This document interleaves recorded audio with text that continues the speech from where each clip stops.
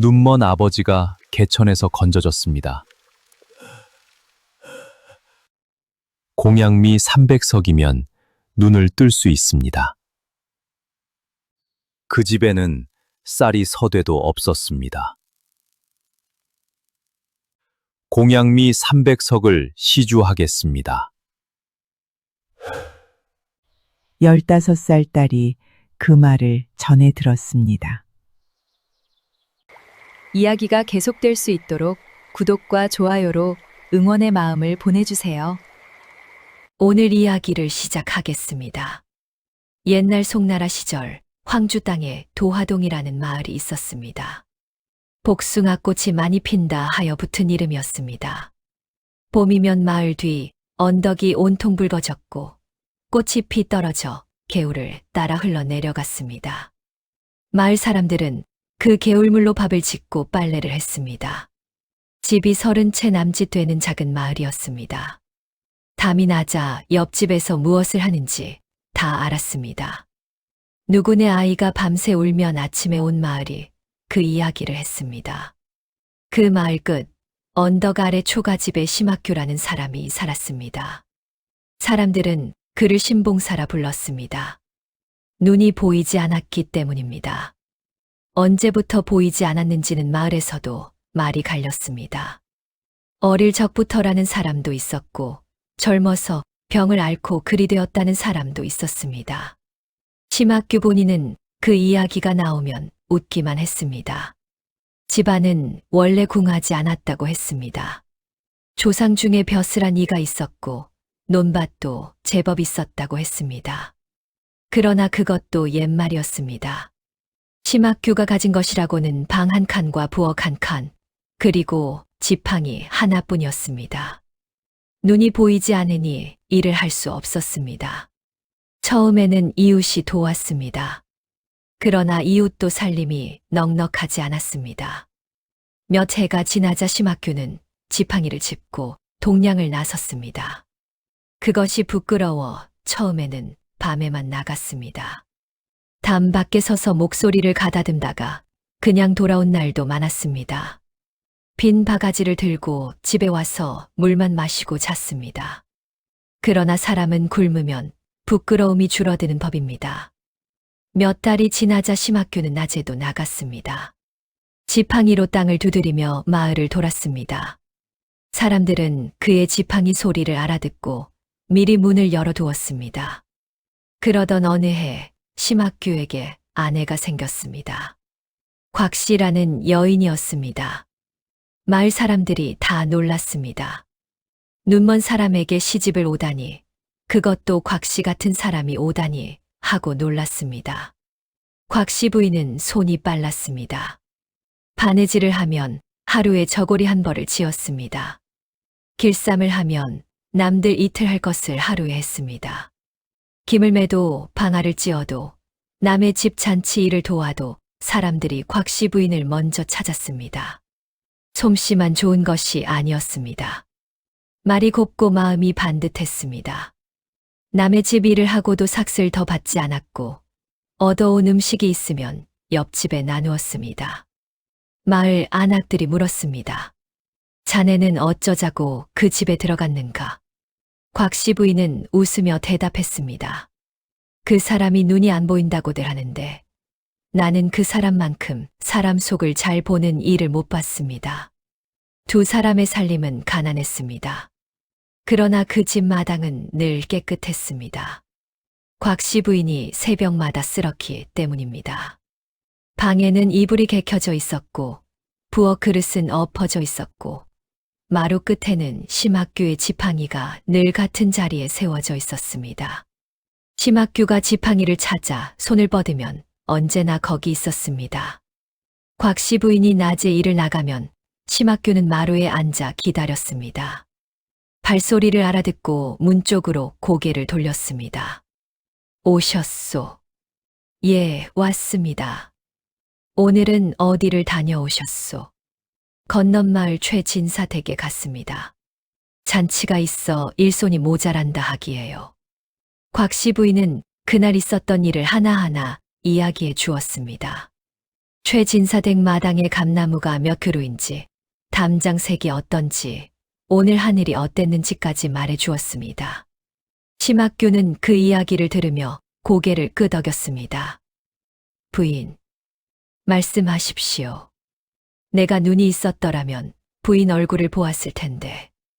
곽씨 부인이 웃었습니다. 보시면 실망하실지 모릅니다. 그럴 리가 있소. 그러면 이렇게 하십시오. 제 얼굴은 그냥 곱다고 생각하고 계십시오.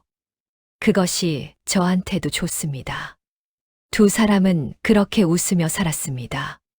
다만 한 가지 아쉬운 것이 있었습니다.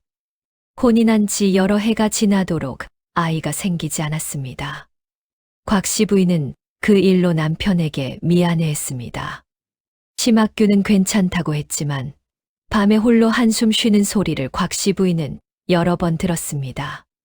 그때부터 곽씨 부인은 기도를 시작했습니다. 곽씨 부인은 새벽마다 정화수를 떠놓고 빌었습니다.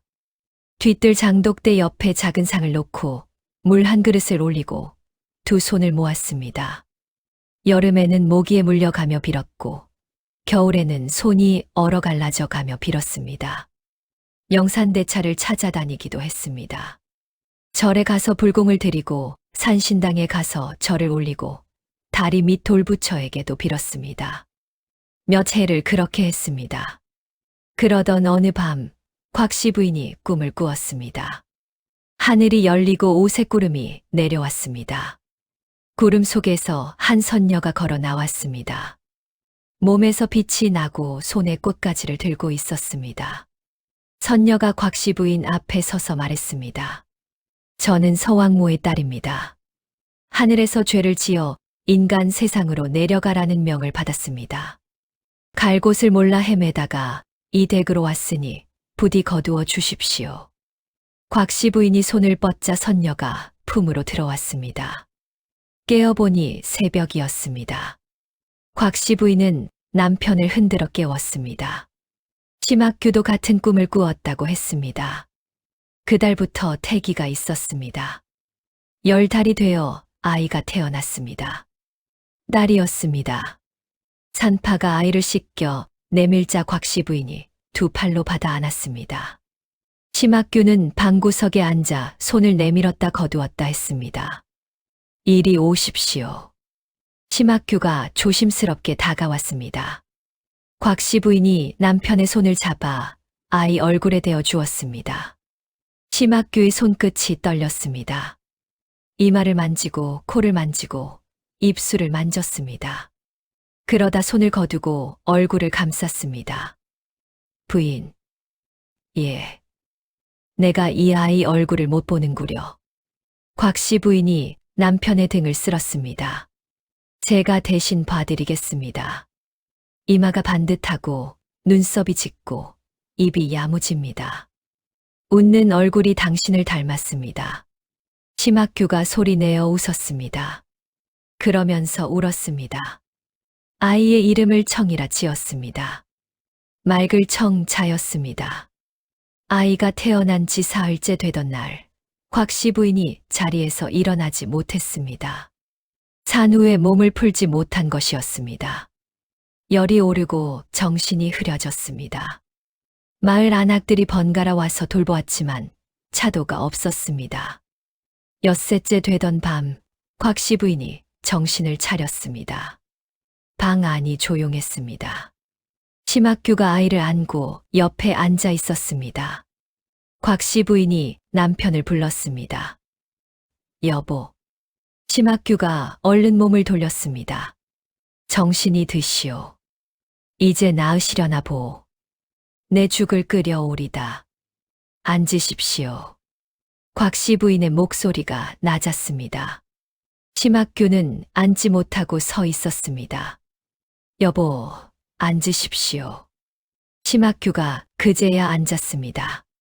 곽씨 부인이 손을 뻗어 남편의 손을 찾았습니다. 손이 차가웠습니다. 제가 못 일어날 것 같습니다. 그런 소리 마시오. 들으십시오. 시간이 없습니다. 방 밖에서 바람이 불었습니다. 문풍지가 울었습니다. 곽씨 부인이 말했습니다. 당신 옷은 장롱 위 칸에 있습니다. 겨울옷은 아래 칸입니다. 버선은 9켤레를 지어 두었으니 아껴 신으십시오.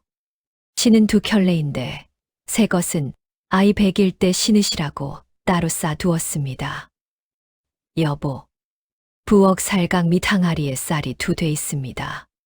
그것으로 열흘은 견디십시오. 소금은 그 옆에 있고 된장은 뒤뜰 장독 셋째 것입니다. 손을 왼쪽으로 3번째로 뻗으시면 됩니다. 심학규가 소리내어 울기 시작했습니다. 곽씨 부인은 울지 않았습니다.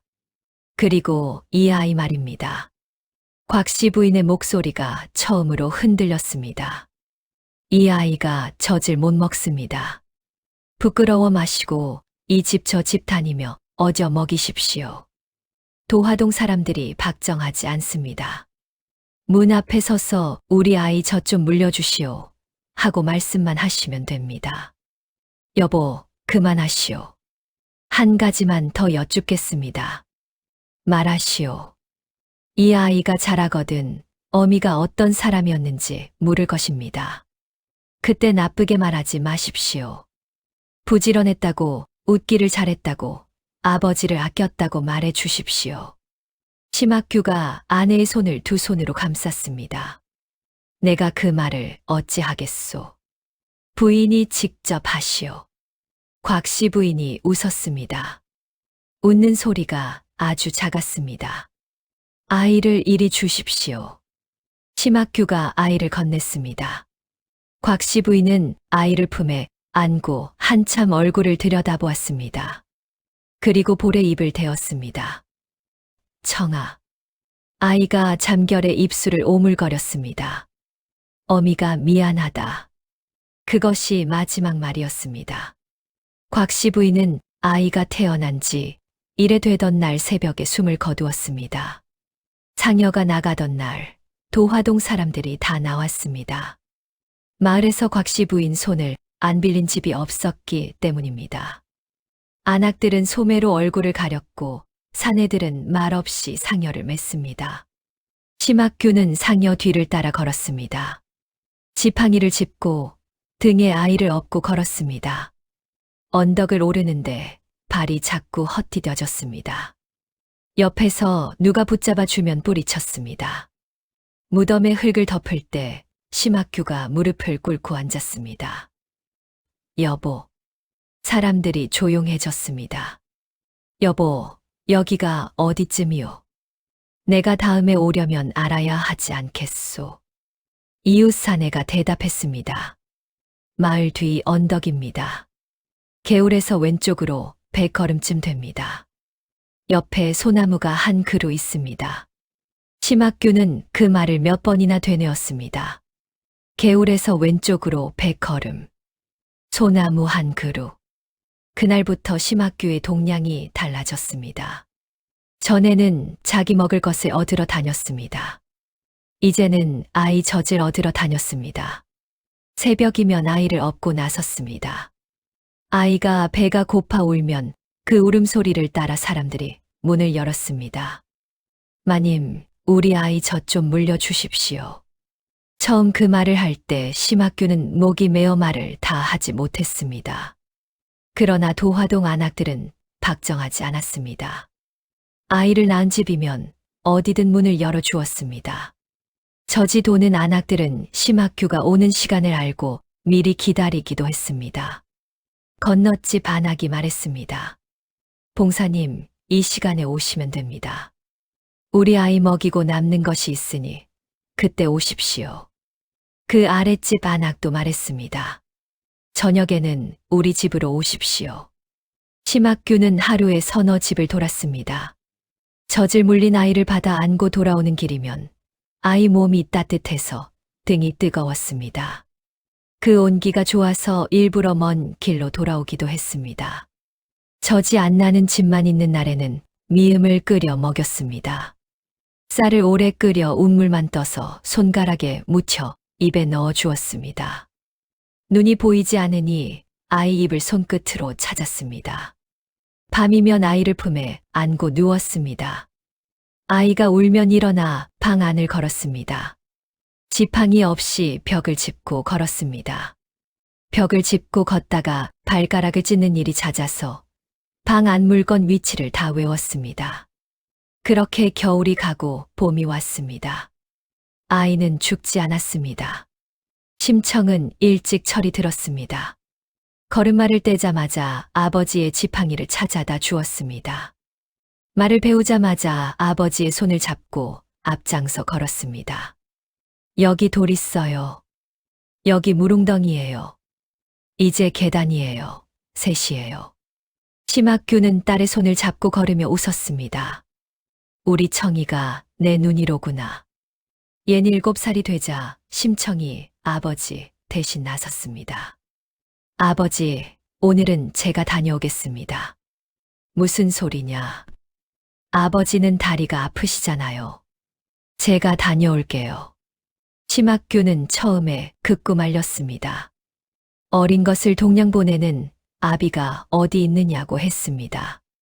그러나 심청은 아버지가 잠든 사이에 나갔습니다. 작은 바가지를 들고 마을을 돌았습니다. 문 앞에 서서 인사를 올리고 아버지가 병이 나셨다고 말했습니다. 사람들이 밥을 덜어주면 두 손으로 받고 절을 했습니다. 집에 오면 그 밥을 데워 아버지 앞에 놓았습니다. 아버지, 진지 드십시오. 너는 먹었느냐? 먹었습니다.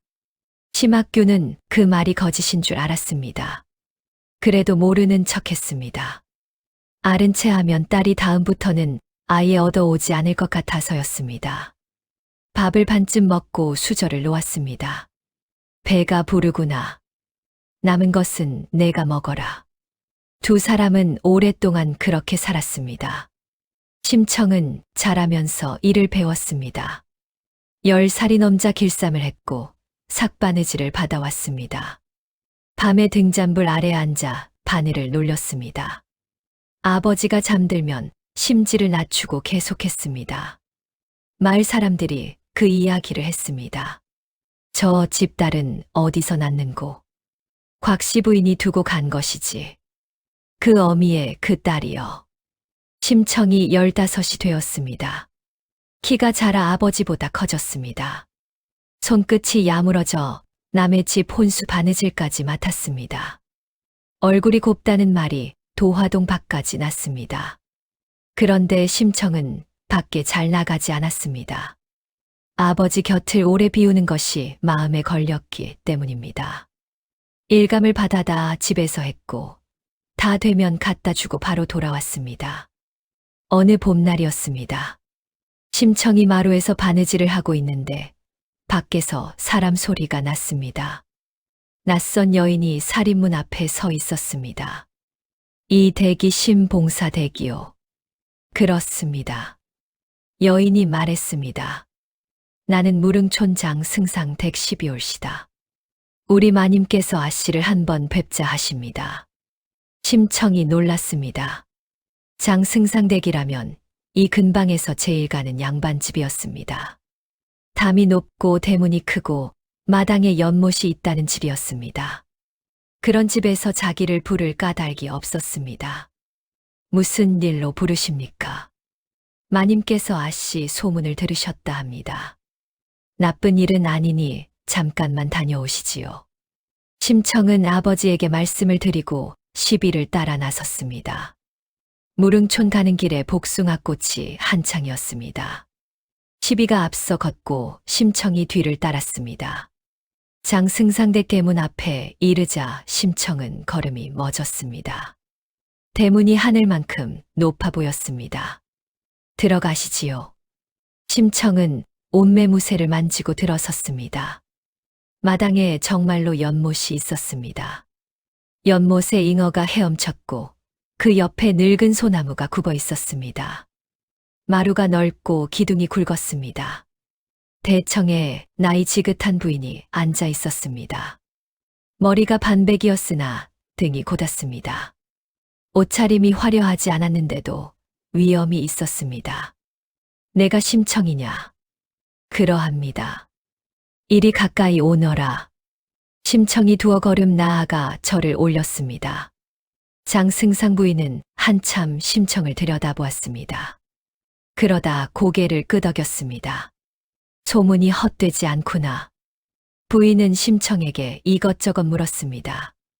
나이를 묻고 그를 아느냐 묻고 바느질은 어디서 배웠느냐 물었습니다. 심청이 조곤조곤 대답했습니다. 부인이 마지막으로 물었습니다. 어머니는 언제 여의었느냐? 낳은 지 1회 만에 여의었습니다. 부인의 눈이 흔들렸습니다. 그러면 어미 얼굴도 모르겠구나. 모릅니다. 아버지께 여쭈면 부지런하고 잘 웃는 분이었다고만 하십니다. 방 안이 조용해졌습니다. 한참 뒤에 장승상 부인이 입을 열었습니다. 청아. 예. 내 슬하에 자식이 없다. 영감은 벼슬살이로 밖에 계시고 나는 이 넓은 집에 혼자 앉아 있다. 내가 내 수양딸이 되어주지 않겠느냐. 심청이 고개를 들었습니다. 부인이 말을 이었습니다. 너를 데려다 그를 가르치고 얘를 가르쳐 좋은 자리에 시집을 보내주마. 내 아버지도 굶기지 않겠다. 달마다 쌀을 보내주마. 심청은 한참 아무 말도 하지 못했습니다. 부인이 재촉하지 않고 기다렸습니다. 이윽고 심청이 저를 올렸습니다. 마님, 그 말씀만으로도 저는 평생 갚지 못할 은혜를 입었습니다. 그러면 그리하겠다는 말이냐? 아닙니다. 부인의 눈썹이 올라갔습니다. 심청이 조용히 말했습니다. 저희 아버지는 눈이 보이지 않으십니다. 밥상이 어디 있는지, 지팡이가 어디 있는지, 문지방이 몇인지를 제가 말씀드려야 아십니다. 제가 없으면 아버지는 물 한 그릇도 스스로 뜨지 못하십니다. 쌀을 보내면 될 일이 아니냐. 쌀은 배를 채우지만 사람을 채우지는 못합니다. 장승상 부인이 아무 말도 하지 못했습니다. 심청이 고개를 숙였습니다. 마님께서 저를 아껴주시니 감히 여쭙습니다. 제가 이 댁 수양딸이 되어 좋은 옷을 입고 좋은 밥을 먹으면 그 밥이 목으로 넘어가겠습니까? 아버지가 지금 이 시간에 무엇을 하고 계실지 생각하면 저는 못 넘길 것 같습니다. 부인이 한숨을 쉬었습니다. 내 말이 옳다. 부인은 시비를 시켜 쌀과 옷감을 내오게 했습니다. 이것은 수양딸 값이 아니다. 오늘 나를 부끄럽게 한 값이다. 가져가거라. 심청이 다시 저를 올리고 물러났습니다. 돌아오는 길에 해가 기울었습니다. 심청은 무거운 보따리를 이고 걸었습니다. 다리가 아팠지만 걸음이 가벼웠습니다. 집에 이르니 심학규가 살인문 앞에 서 있었습니다. 청아, 왔느냐? 예, 아버지. 늦어서 걱정했다. 심청이 아버지 손을 잡았습니다. 손이 차가웠습니다. 아마 오래 서 계셨던 모양이었습니다. 그날 밤 두 사람은 오랜만에 흰밥을 먹었습니다. 그해 가을이었습니다. 심청이 건넌 마을에 삭바느질을 갖다 주러 나갔습니다. 아침에 나가 저녁에 오겠다고 했는데 그 집에서 일감을 더 맡기는 바람에 늦어졌습니다. 해가 지고 어스름이 깔렸습니다. 심학규는 마루에 앉아 기다렸습니다. 한 식경을 기다리고 또 한 식경을 기다렸습니다. 바람이 차가워졌습니다. 이것이 이 아이가 늦을 아이가 아닌데.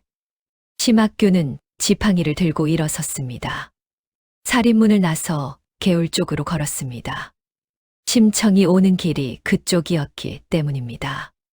지팡이로 땅을 두드리며 걸었습니다. 익숙한 길이었습니다. 개울까지 몇 걸음인지도 알고 있었습니다. 그런데 그날은 달랐습니다. 며칠 전 큰 비가 와서 개울과 흙이 무너져 있었습니다. 늘 딛던 자리에 땅이 없었습니다. 심학규가 발을 내딛는 순간 몸이 앞으로 쏠렸습니다. 지팡이가 손에서 빠졌습니다. 첨벙 하는 소리와 함께 물속으로 떨어졌습니다. 가을 물이 차가웠습니다. 옷이 물을 먹어 몸이 가라앉았습니다. 심학규는 손을 허우적거렸습니다. 무엇이든 잡으려 했지만 잡히는 것이 없었습니다. 사람 살려. 물이 입으로 들어왔습니다. 사람 살려. 목소리가 물에 묻혔습니다. 정신이 흐려지려는 순간 누군가 손목을 잡았습니다. 억센 손이었습니다. 그 손이 심학규를 끌어올렸습니다. 심학규는 게으라 풀밭에 눕혀졌습니다. 한참 물을 토했습니다. 온몸이 떨렸습니다. 정신이 드십니까? 목소리가 젊었습니다. 뉘시오. 몽은사에 있는 화주승입니다. 시주를 얻으러 나왔다가 소리를 들었습니다. 심학규가 몸을 일으키려다 다시 쓰러졌습니다.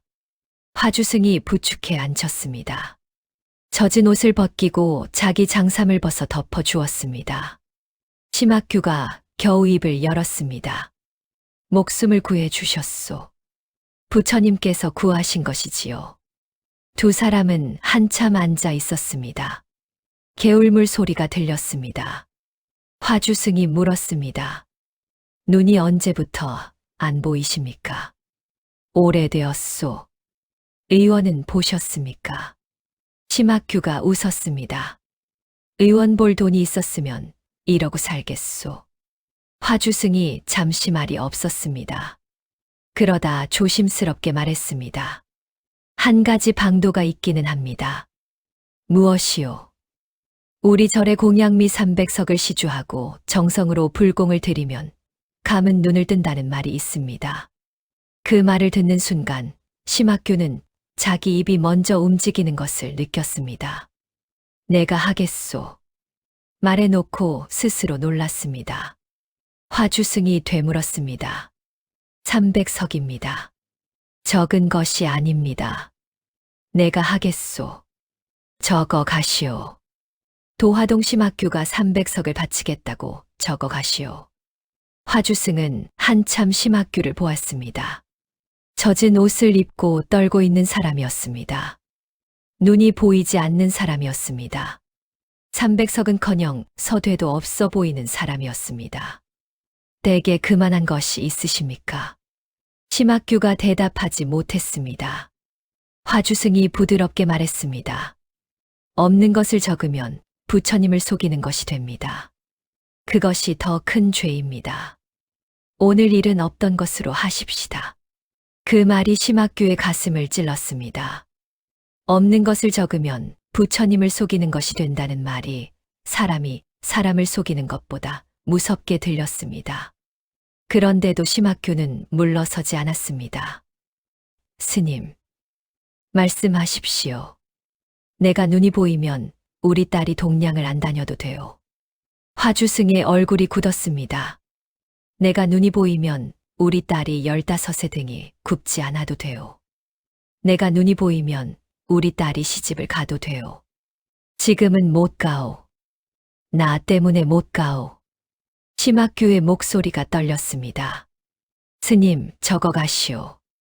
내가 어떻게든 하겠소. 화주승은 오래 망설였습니다. 그러다 바랑에서 시주책을 꺼냈습니다. 붓에 먹을 찍어 한 줄을 적었습니다. 황주 도화동 심학규 공양미 300석. 적고 나서 화주승이 말했습니다. 기한은 넉넉히 드리겠습니다. 다만 마음이 바뀌시거든 절에 사람을 보내십시오. 부처님은 노여워하지 않으십니다. 화주승이 떠난 뒤 심학규는 혼자 개울가에 앉아 있었습니다. 바람이 불어 젖은 몸이 더 떨렸습니다. 그제야 정신이 들었습니다. 300석이라니. 우리 집에 쌀이 서돼도 없는데 300석이라니. 심학규는 두 손으로 얼굴을 감쌌습니다. 무슨 짓을 한 것이냐? 내가 무슨 짓을 한 것이냐? 지팡이를 더듬어 찾아 짚고 일어섰습니다. 집으로 가는 길이 그날따라 멀었습니다. 살인문 앞에 이르자 안에서 불빛이 새어 나왔습니다.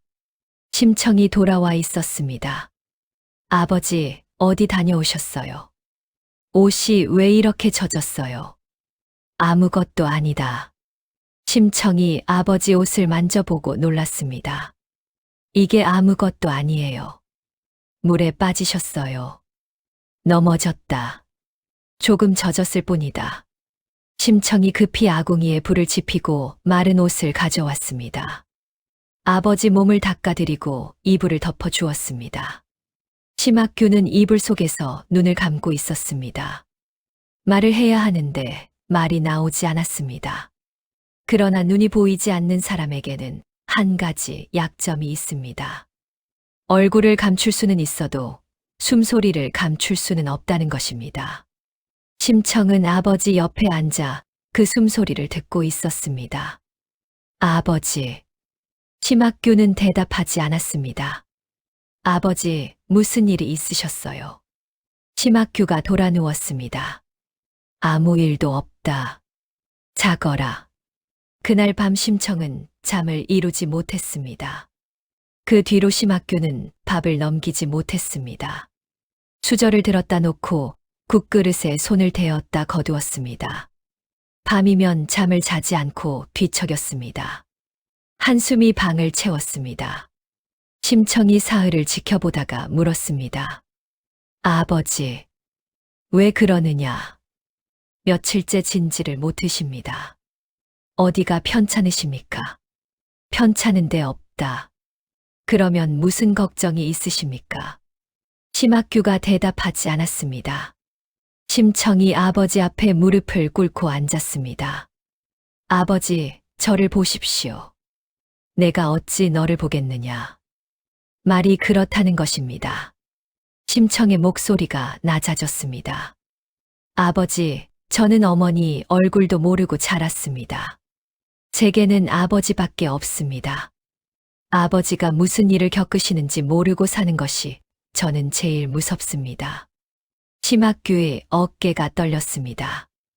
말씀해 주십시오. 한참 뒤에 심학규가 입을 열었습니다. 내가 죄를 지었다. 무슨 죄를 지으셨습니까? 심학규는 그날 개울에서 있었던 일을 다 이야기했습니다. 물에 빠진 일, 화주승이 구해준 일, 공양미 300석을 시주하면 눈을 뜬다는 말, 그리고 자기가 하겠다고 적어 보낸 일까지 다 말했습니다. 말을 마치고 심학규가 고개를 떨구었습니다. 내가 미쳤지. 정신이 나갔지. 300석이 무슨 300석이냐. 심청은 아무 말도 하지 않았습니다. 심학규가 딸의 침묵을 견디지 못하고 말했습니다. 절에 사람을 보내마. 없던 일로 해달라고 빌마. 부처님이 노여워하시면 그 벌은 내가 받으면 된다. 그때 심청이 말했습니다. 아버지. 심청의 목소리가 조용했습니다. 잘하셨습니다. 심학규가 고개를 들었습니다. 무슨 소리냐. 눈을 뜨실 수 있다는데 그것을 마다하는 자식이 어디 있겠습니까? 아버지, 잘하셨습니다. 청아. 300석은 제가 마련하겠습니다. 심학규가 손을 내저었습니다. 내가 무슨 수로? 방도가 있습니다. 아버지는 아무 걱정 마시고 진지나 드십시오. 그날 저녁 심청은 아버지 밥그릇에 밥을 수북이 펐습니다. 심학규는 그 밥을 먹으며 자꾸 물었습니다. 정말 방도가 있느냐? 있습니다. 무슨 방도냐? 아버지, 밥이 식습니다. 심학규는 더 묻지 못했습니다. 밤이 되어 아버지가 잠들자 심청은 조용히 마당으로 나왔습니다. 뒤뜰 장독대 옆에 어머니가 쓰던 작은 상이 그대로 있었습니다.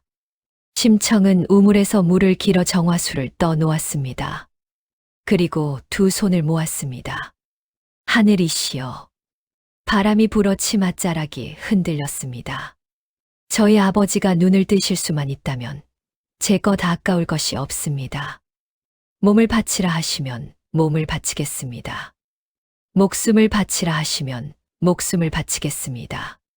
다만 한 가지만 굽어 살펴 주십시오.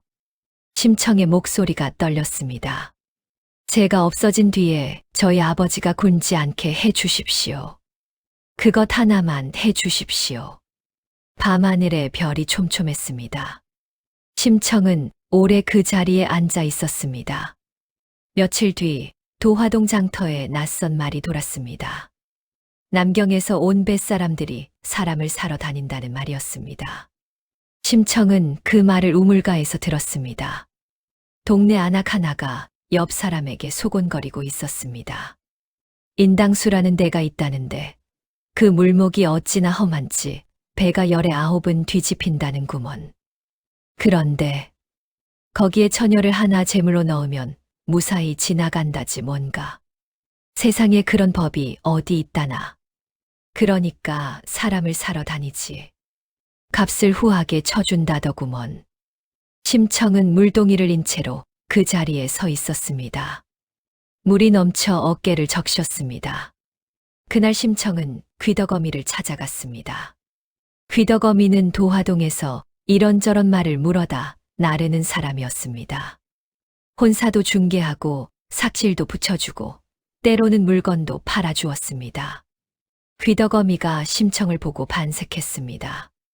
아이고 청이가 웬일이냐. 여쭐 것이 있어 왔습니다. 말해 보아라. 남경 상인들이 사람을 산다는 말이 사실입니까? 귀덕어미의 얼굴이 굳었습니다. 그건 왜 묻느냐? 값이 얼마나 되는지 알고 싶습니다.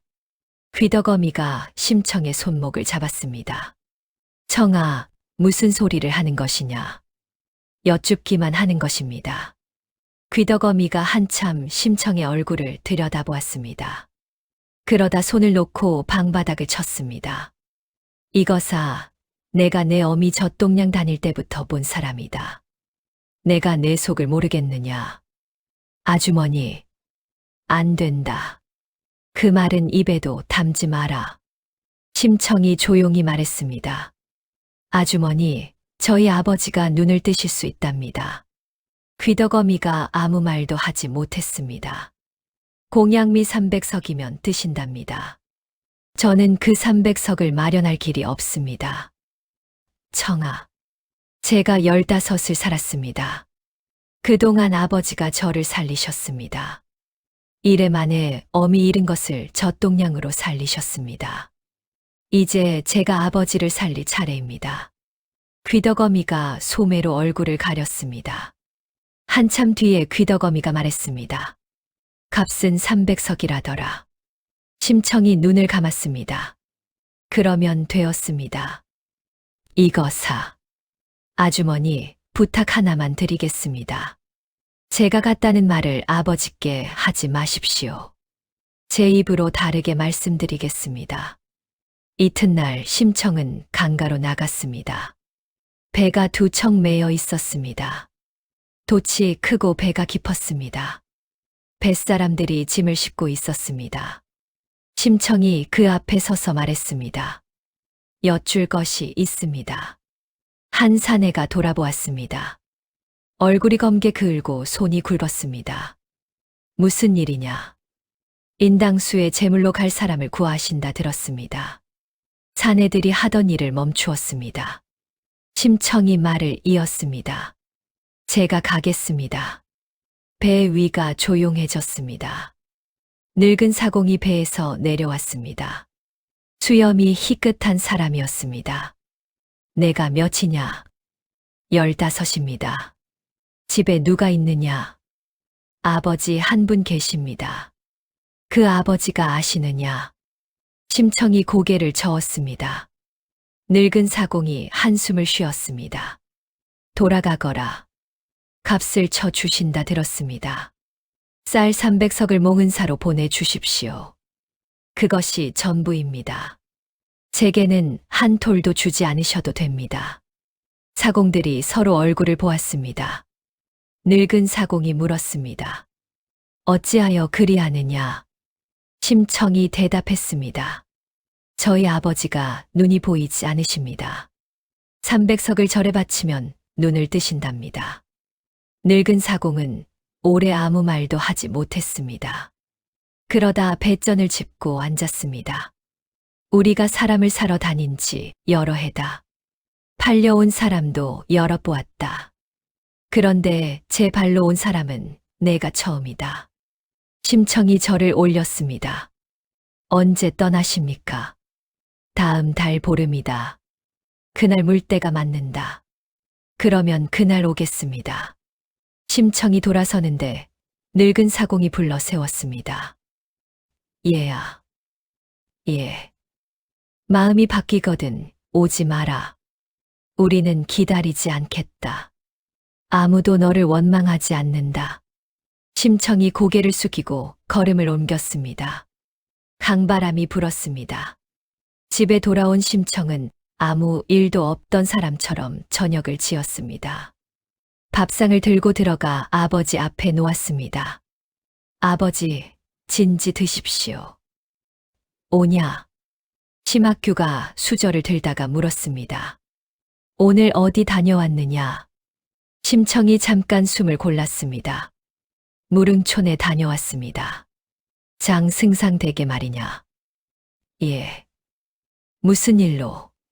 심청이 밥그릇을 아버지 쪽으로 조금 밀었습니다. 지난번에 마님께서 저를 수양딸로 삼겠다 하시지 않았습니까? 그때는 아버지 때문에 못 간다고 했습니다. 그랬지. 그런데 오늘 다시 오라 하셔서 갔더니 이번에는 다르게 말씀하시더군요. 곁에 두지는 않을 테니 딸 이름만 올려달라고요. 그 대신 쌀 300석을 몽은사로 보내주시겠다고 하셨습니다. 심학규의 수저가 멈추었습니다. 300석을 말이냐? 예. 방 안이 조용해졌습니다. 심학규가 수저를 놓고 손으로 상을 짚었습니다. 정말이냐? 정말입니다. 정말이란 말이냐? 심학규의 목소리가 떨렸습니다. 손도 떨렸습니다. 심청은 그 손을 보다가 얼른 고개를 돌렸습니다. 청아. 예. 이런 일이 있느냐? 세상에 이런 일이 다 있느냐? 심학규가 갑자기 소리를 내어 웃었습니다. 내가 눈을 뜬단 말이지. 내가 우리 청이 얼굴을 본단 말이지. 예, 아버지. 심학규가 손을 뻗어 딸의 얼굴을 더듬었습니다. 이마를 만지고 눈을 만지고 볼을 만졌습니다. 내가 이 얼굴을 본단 말이지. 15해 만에 본단 말이지. 심청은 아버지 손 아래에서 눈을 감았습니다. 눈물이 나오려는 것을 참았습니다. 눈물이 나면 아버지 손에 묻을 것이기 때문입니다. 그런데 청아. 예.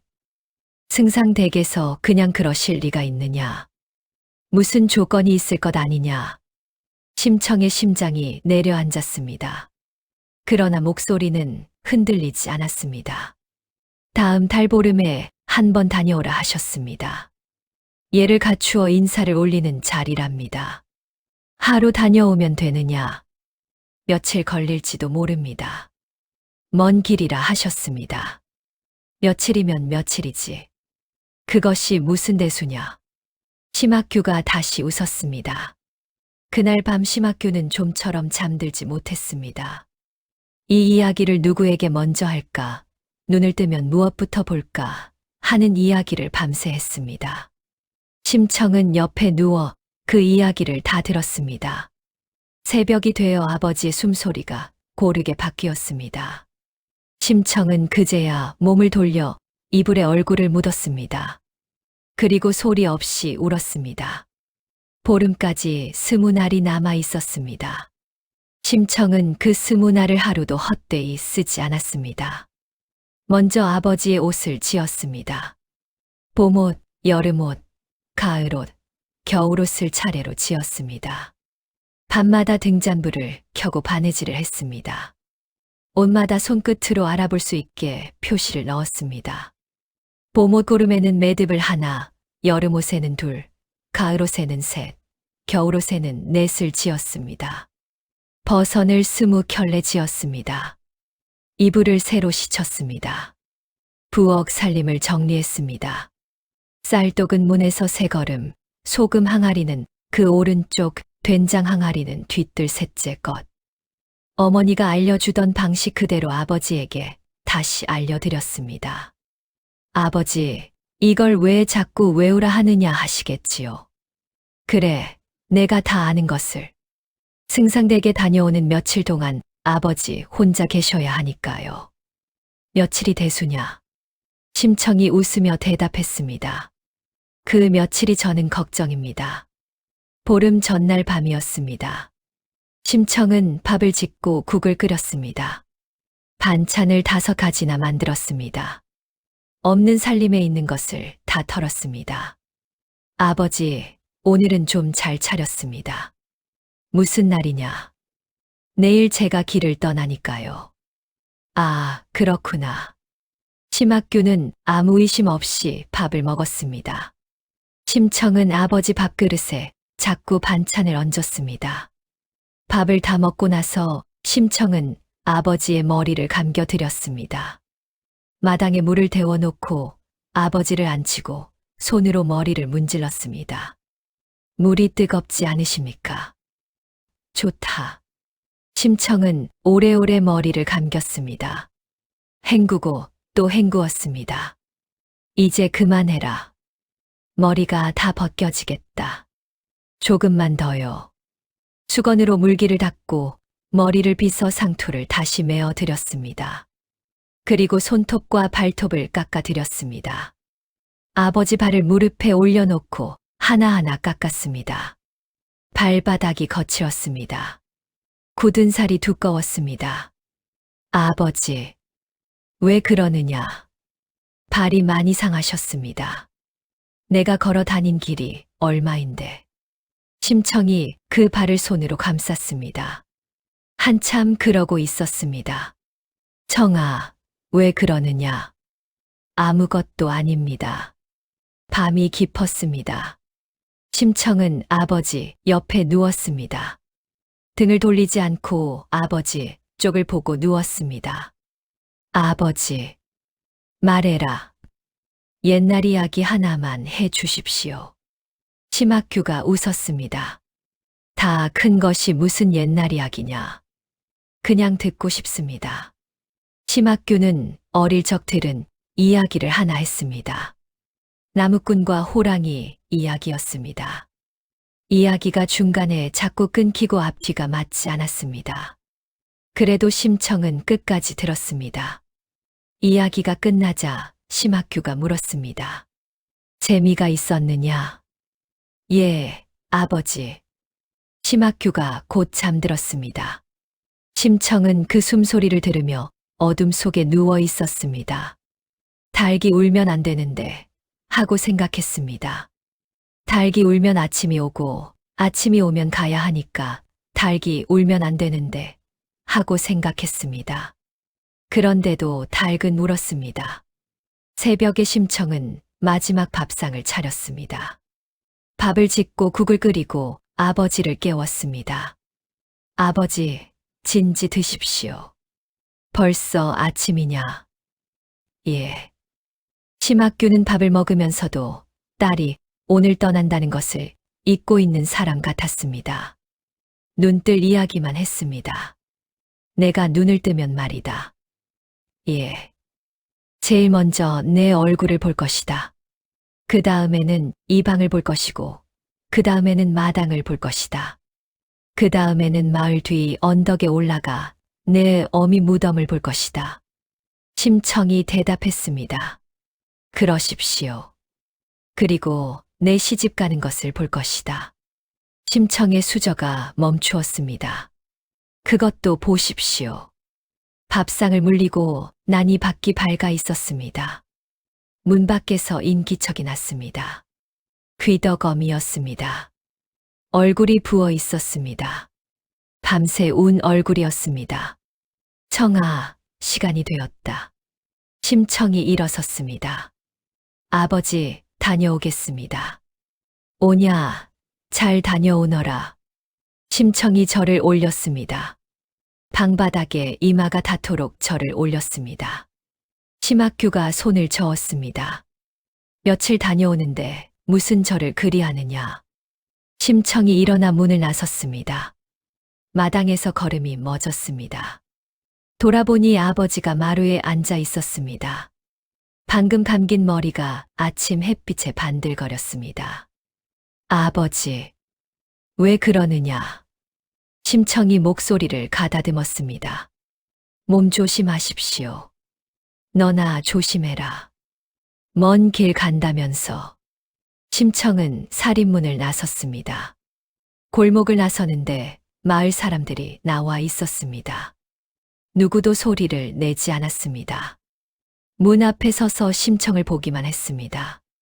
어떤 안악은 앞치마로 얼굴을 가렸고 어떤 늙은이는 고개를 돌렸습니다. 도화동 사람들은 다 알고 있었습니다. 다만 아무도 심학규에게 말하지 않았을 뿐입니다. 건너집 안악이 달려와 심청의 손에 무언가를 쥐어 주었습니다. 삶은 달걀 2개였습니다. 가면서 먹어라. 심청이 절을 했습니다. 강가에 이르니 배가 떠날 채비를 마치고 있었습니다. 늙은 사공이 심청을 보고 뱃전에서 내려왔습니다. 정말 왔구나. 예. 마음이 바뀌지 않았느냐? 바뀌지 않았습니다. 늙은 사공이 고개를 끄덕였습니다. 쌀은 어제 몽은사로 보냈다. 300석 다 씌워보냈고 절에서 받았다는 표도 받아두었다. 심청이 두 손을 모았습니다. 고맙습니다. 그때 뒤에서 소리가 났습니다. 청아. 심청이 돌아보았습니다. 무릉촌장 승상 부인이 시비를 앞세우고 서 있었습니다. 가마도 없이 걸어온 모양이었습니다. 옷자락에 흙이 묻어 있었습니다. 마님. 부인이 심청 앞으로 걸어왔습니다. 내가 어제 소문을 들었다. 어찌하여 나에게 먼저 오지 않았느냐. 심청이 고개를 숙였습니다. 내가 300석을 못 낼 사람이더냐. 말만 했으면 오늘 아침에 실어보냈을 것이다. 마님, 지금이라도 늦지 않았다. 내가 저 사람들에게 쌀을 물어주마. 너는 나와 집으로 가자. 심청이 고개를 저었습니다. 마님, 쌀은 이미 절에 갔습니다. 내가 다시 채워 넣으면 될 일이 아니냐. 심청이 부인을 올려다보았습니다. 마님께 여쭙겠습니다. 제가 마님 쌀로 아버지 눈을 뜨게 해드리면 그것은 누가 한 일이 됩니까? 부인이 말문이 막혔습니다. 심청이 조용히 말했습니다. 저는 아버지께 드릴 것이 이 몸밖에 없습니다. 이것마저 남의 것으로 대신하면 저는 평생 아버지 앞에서 고개를 들 수 없습니다. 장승상 부인이 눈을 감았습니다. 한참 뒤에 부인이 시비에게 무언가를 가져오게 했습니다. 비단 한 필과 종이, 붓과 벼루였습니다. 청아, 그러면 한 가지만 들어다오. 말씀하십시오. 내 얼굴을 그려두고 가거라.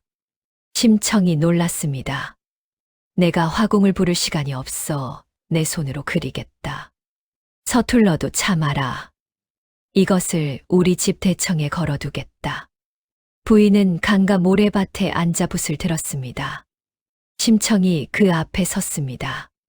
아침 햇빛이 옆 얼굴에 닿았습니다. 부인의 손이 자꾸 떨렸습니다. 그림이 잘 되지 않았습니다. 몇 번이나 다시 그렸습니다.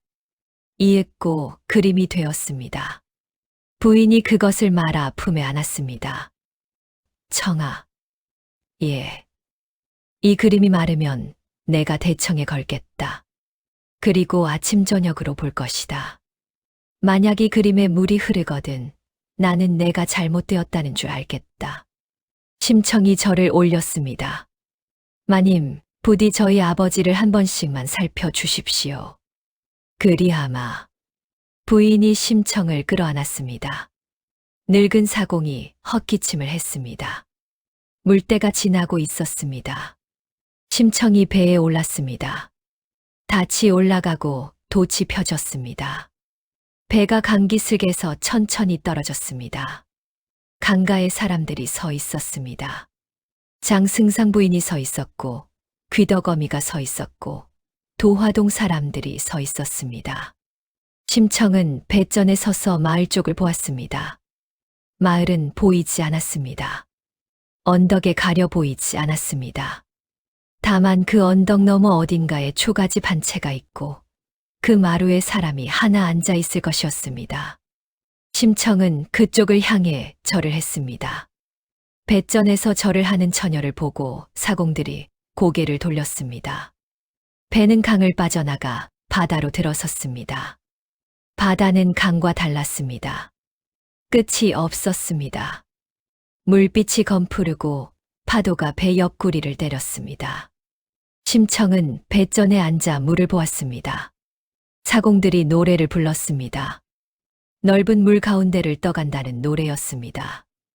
노래가 길고 느렸습니다. 노를 젓는 박자에 맞춰 부르는 노래였습니다. 첫날은 하루 종일 육지가 보였습니다. 이튿날부터 육지가 보이지 않았습니다. 사방이 물이었습니다. 하늘과 물이 맞닿은 자리만 보였습니다. 아침에 해가 물에서 솟았고 저녁에 해가 물로 졌습니다.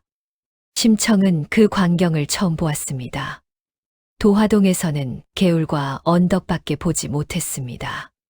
세상이 이렇게 넓은 줄을 몰랐습니다. 이 넓은 세상에 나 하나 없어지는 것이 무슨 대수인가. 그렇게 생각하니 조금 편해졌습니다. 그러다 다시 생각했습니다. 이 넓은 세상에 나를 기다리는 사람이 하나 있다. 그러면 다시 견디기 어려워졌습니다. 배는 여러 날을 갔습니다. 늙은 사공이 밤마다 심청 곁에 와서 앉았습니다. 처음에는 아무 말도 하지 않다가 나중에는 지나가는 물목의 이름을 알려주었습니다. 저기가 소산강 어귀다. 소산강이라면 옛날 순임금이 남쪽으로 순행을 나갔다가 돌아오지 못한 곳이지. 두 부인이 임금을 찾아 여기까지 와서 울다가 물에 몸을 던졌다더구나.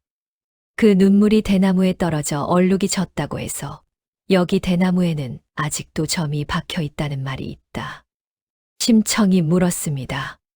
그분들도 물에 드셨습니까? 들었지. 무섭지 않으셨을까요?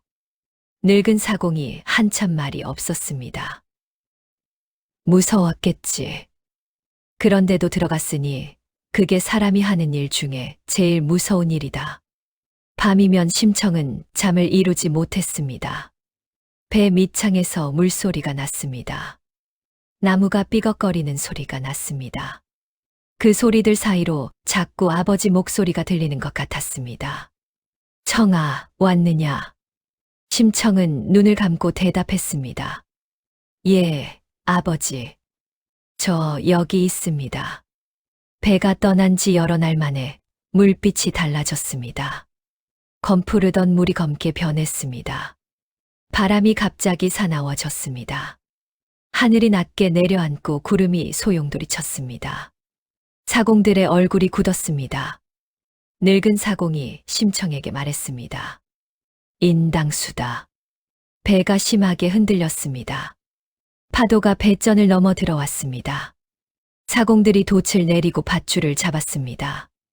아무리 힘을 써도 배가 앞으로 나아가지 않았습니다. 한 사공이 소리쳤습니다. 물이 우리를 안 보내준다. 늙은 사공이 심청 앞에 와서 무릎을 꿇었습니다. 얘야. 심청이 일어섰습니다. 우리가 못할 짓을 하는 줄 안다. 평생 이 일이 우리 목에 걸릴 것이다. 심청이 고개를 저었습니다. 제가 왔습니다. 어르신들이 데려온 것이 아닙니다. 사공들이 제사상을 차렸습니다. 뱃머리에 상을 놓고 떡과 과일을 올리고 향을 피웠습니다. 늙은 사공이 충문을 읽었습니다. 목소리가 갈라져 끝까지 읽지 못했습니다. 심청이 뱃머리로 걸어갔습니다. 바람이 옷자락을 잡아당겼습니다. 머리가 풀려 얼굴을 때렸습니다. 심청은 파도를 내려다보았습니다. 검은 물이 아가리처럼 열렸다가 닫혔습니다. 물보라가 얼굴에 닿았습니다. 짰습니다. 무릎이 떨렸습니다. 심청은 그것을 알았습니다.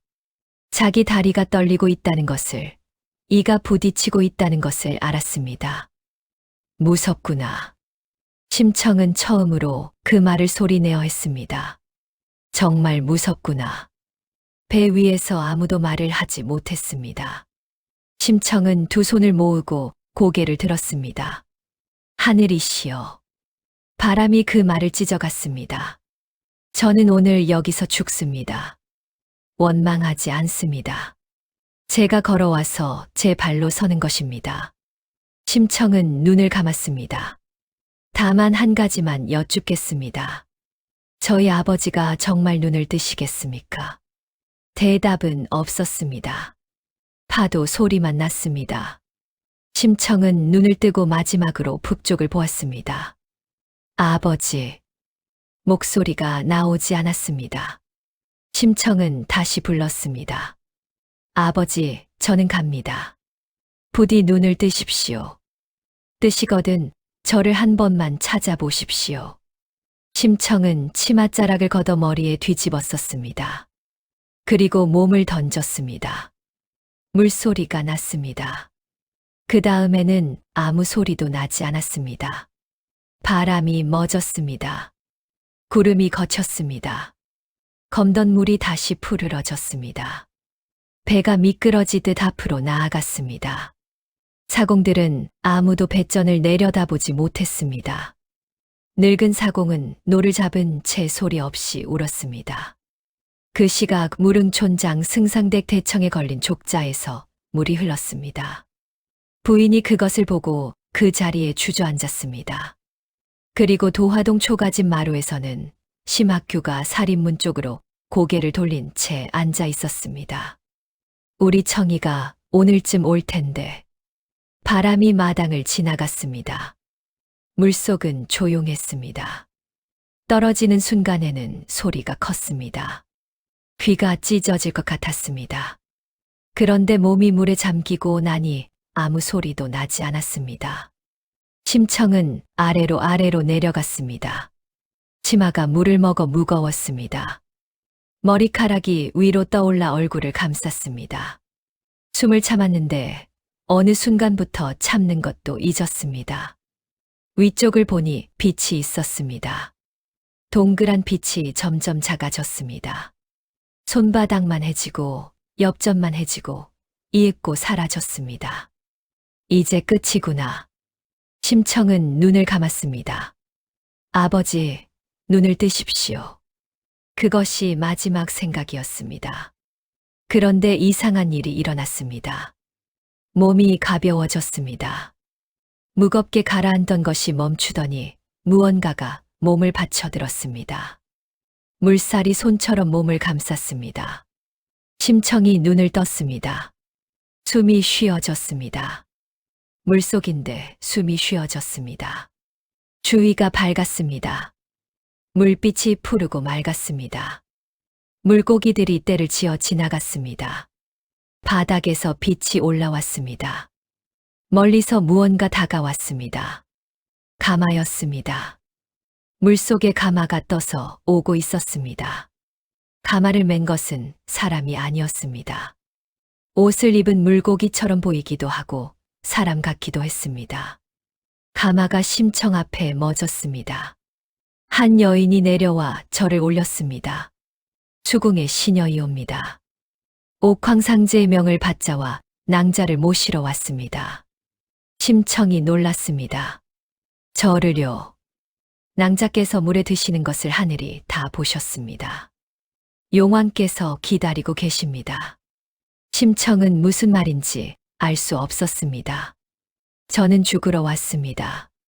시녀가 웃었습니다. 죽으러 오신 분이 아직 숨을 쉬고 계십니다. 심청이 자기 가슴에 손을 대었습니다. 정말로 숨이 쉬어지고 있었습니다. 가마가 물속을 갔습니다. 산호가 숲처럼 서 있는 곳을 지났습니다. 붉은 산호, 흰 산호, 노란 산호가 나무처럼 자라 있었습니다. 그 사이로 물고기들이 새처럼 날았습니다. 진주가 모래처럼 딸린 벌판을 지났습니다. 이윽고 커다란 문이 나타났습니다. 문기둥이 옥이었습니다. 문 위에 수정궁이라 적혀 있었습니다. 문이 열리자 안이 눈부셨습니다. 기둥마다 진주가 박혀 있고 바닥이 유리처럼 맑았습니다. 천장에서 빛이 쏟아졌습니다. 좌우로 사람들이 늘어서 있었습니다. 가마가 대전 앞에 멎었습니다. 높은 자리에 용왕이 앉아 있었습니다. 수염이 길고 관이 높았습니다.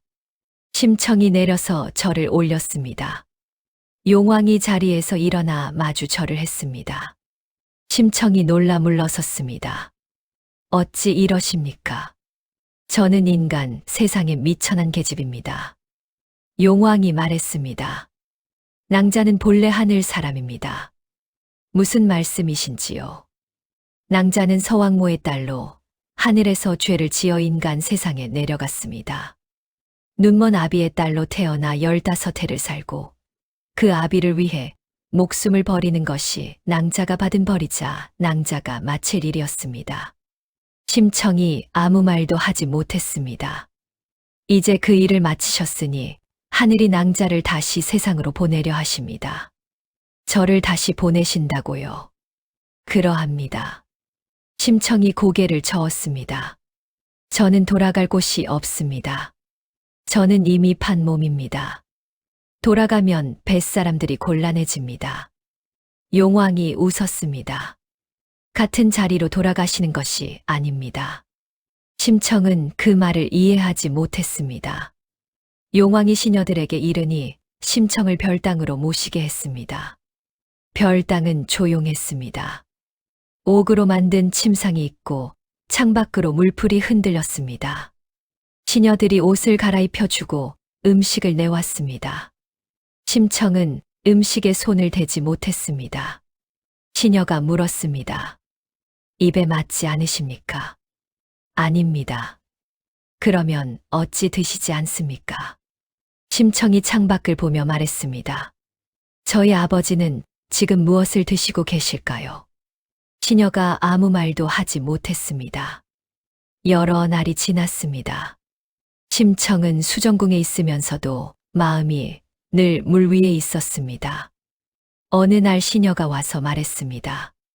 낭자, 손님이 오셨습니다. 손님이라니요. 멀리서 오셨습니다. 오래 기다리신 분입니다. 심청이 별당 문을 나섰습니다. 마당에 여인이 하나 서 있었습니다. 옷차림이 소박했습니다. 수정궁 사람들처럼 화려하지 않았습니다. 머리를 곱게 빗어 넘겼고 손이 거칠어 보였습니다. 심청이 그 앞에 섰습니다. 여인이 심청을 보고 있었습니다. 눈이 붉었습니다. 두 사람은 한참 아무 말도 하지 않았습니다. 먼저 입을 연 것은 여인이었습니다.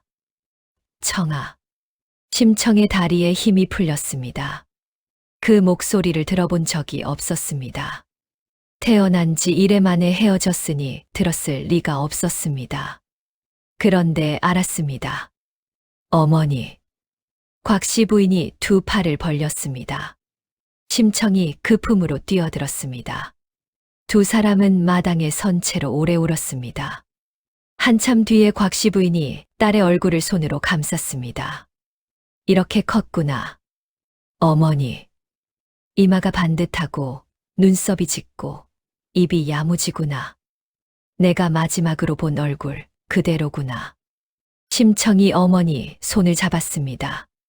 어머니, 저는 어머니 얼굴을 모르고 자랐습니다. 안다.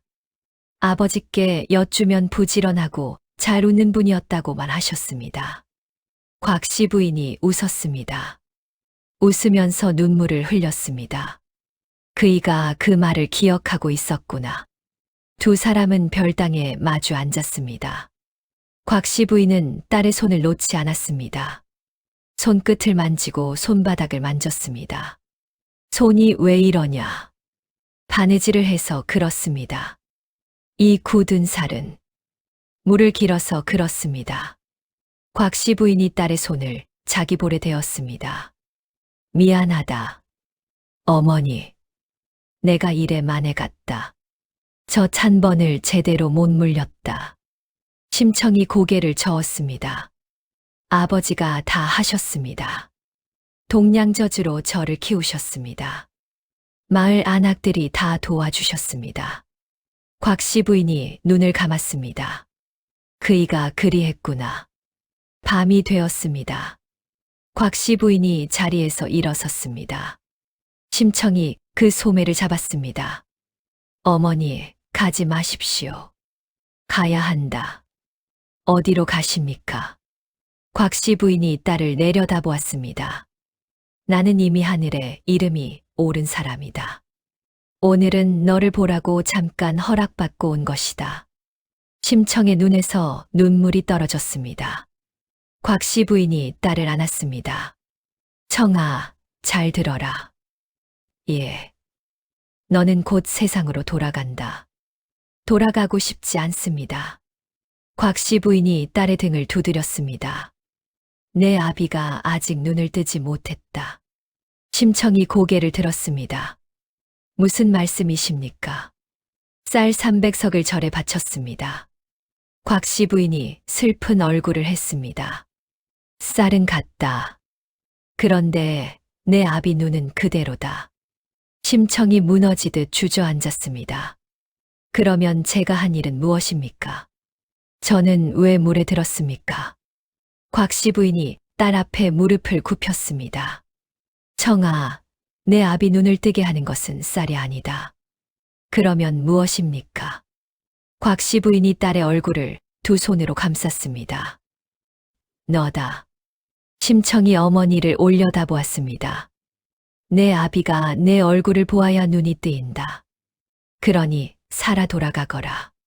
살아서 내 아비 앞에 서거라. 심청은 그 말을 붙잡고 오래 울었습니다. 새벽이 되어 곽씨 부인이 떠났습니다. 가면서 마지막으로 말했습니다. 청아, 내 아비를 만나거든 내 말을 전해다오. 무슨 말씀입니까? 버선 9켤레를 다 신으셨느냐고 물어다오. 곽씨 부인의 모습이 물빛 속으로 흐려졌습니다. 심청은 그 자리에 오래 서 있었습니다. 떠나는 날 용왕이 심청을 불렀습니다. 대전의 사람들이 가득 모여 있었습니다. 용왕이 말했습니다. 낭자를 그냥 물 위로 올려보내면 사람들이 놀랄 것입니다. 하여 꽃을 하나 마련하였습니다. 시녀들이 무언가를 받쳐 들고 나왔습니다. 연꽃이었습니다. 사람이 들어가고도 남을 만큼 커다란 연꽃이었습니다. 잎이 두껍고 빛깔이 붉었습니다. 꽃잎이 겹겹이 오므려져 있었습니다. 이 안에 드십시오. 심청이 꽃 앞에 섰습니다. 꽃잎이 천천히 벌어졌습니다. 안쪽이 비단처럼 부드러웠습니다. 용왕이 말했습니다. 낭자, 물 위에서 무슨 일이 있어도 놀라지 마십시오. 하늘이 하시는 일입니다. 심청이 저를 올렸습니다. 그동안 베풀어 주신 은혜를 잊지 않겠습니다. 은혜라 하실 것 없습니다. 낭자가 뿌린 것을 낭자가 거두시는 것입니다. 심청이 꽃 안으로 들어갔습니다. 꽃잎이 하나씩 오므라들었습니다. 마지막 잎이 닫히자 안이 붉게 어두워졌습니다. 꽃이 떠올랐습니다. 천천히 위로 올라갔습니다. 산호숲을 지나고 진주벌판을 지나고 물빛이 점점 밝아졌습니다. 이윽고 꽃이 물 밖으로 솟았습니다. 인당수 한가운데였습니다. 바람이 잔잔했습니다. 물결이 고요했습니다. 연꽃 하나가 그 위에 떠서 흔들렸습니다. 여러 날이 지났습니다. 남경상인들의 배가 돌아오는 길에 인당수를 다시 지나게 되었습니다. 사공들의 얼굴이 어두웠습니다. 장사는 잘 되어 배에 짐이 가득했지만 아무도 기뻐하지 않았습니다. 늙은 사공이 뱃머리에 서서 말했습니다. 여기서 제를 지내고 가자. 사공들이 상을 차렸습니다. 술을 붓고 저를 올렸습니다. 늙은 사공이 물을 내려다보며 말했습니다. 얘야, 우리가 너를 두고 간 자리다. 오늘 지나면서 술 한 잔 붓는다. 원망하려거든 우리를 원망해라. 내 아버지는 원망하지 마라. 그때 한 사공이 소리쳤습니다. 저기 무엇이 있소? 물 위에 붉은 것이 떠 있었습니다. 배를 가까이 몰아보니 연꽃이었습니다. 사람 키만한 연꽃이 물 위에 떠 있었습니다. 사공들이 웅성거렸습니다. 이 넓은 바다 한가운데 연꽃이 어찌 피오? 여기는 물이 깊어 뿌리를 내릴 데가 없소. 늙은 사공이 꽃을 한참 들여다보았습니다. 그리고 조용히 말했습니다. 건져 올려라. 사공들이 꽃을 배에 씌웠습니다. 꽃은 뜻밖의 가벼웠습니다. 배전에 놓으니 향기가 배 안에 가득 찼습니다. 배가 항구에 닿았습니다. 사공들은 그 꽃을 어찌할지 몰랐습니다. 8잔이 값을 매길 수 없고 2잔이 배에 둘 데가 없었습니다. 늙은 사공이 말했습니다. 이것은 사람이 가질 물건이 아니다. 황제께 바치자. 꽃은 수레에 실려 황성으로 갔습니다. 그 무렵 송나라 황제는 마음이 편치 않았습니다. 황후를 여인 지 여러 해가 되었습니다. 신하들이 새 황후를 들이시라 청했지만 황제는 듣지 않았습니다. 그날도 황제는 후원을 거닐고 있었습니다.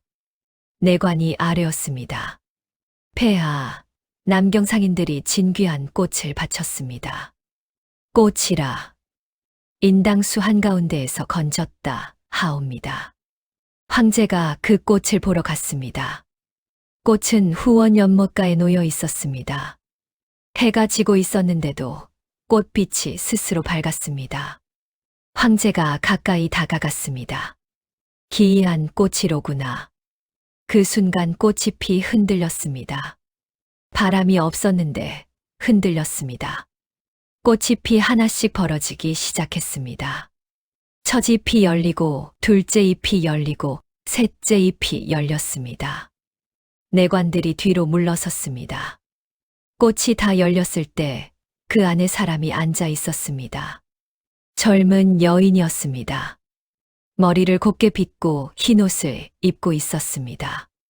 눈을 감고 두 손을 모은 채였습니다. 여인이 눈을 떴습니다. 후원이 조용해졌습니다. 황제가 한참 만에 물었습니다. 그대는 누구인가? 심청이 꽃에서 내려와 절을 올렸습니다. 황주 도화동 사는 심학규의 딸이옵니다. 어찌하여 꽃 속에 있었는가? 심청은 대답하지 못했습니다. 무엇라 말해야 할지 몰랐기 때문입니다.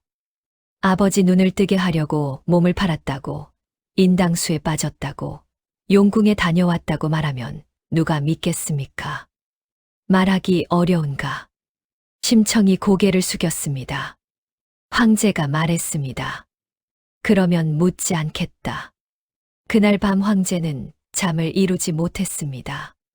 이튿날 조회에서 황제가 신하들에게 물었습니다.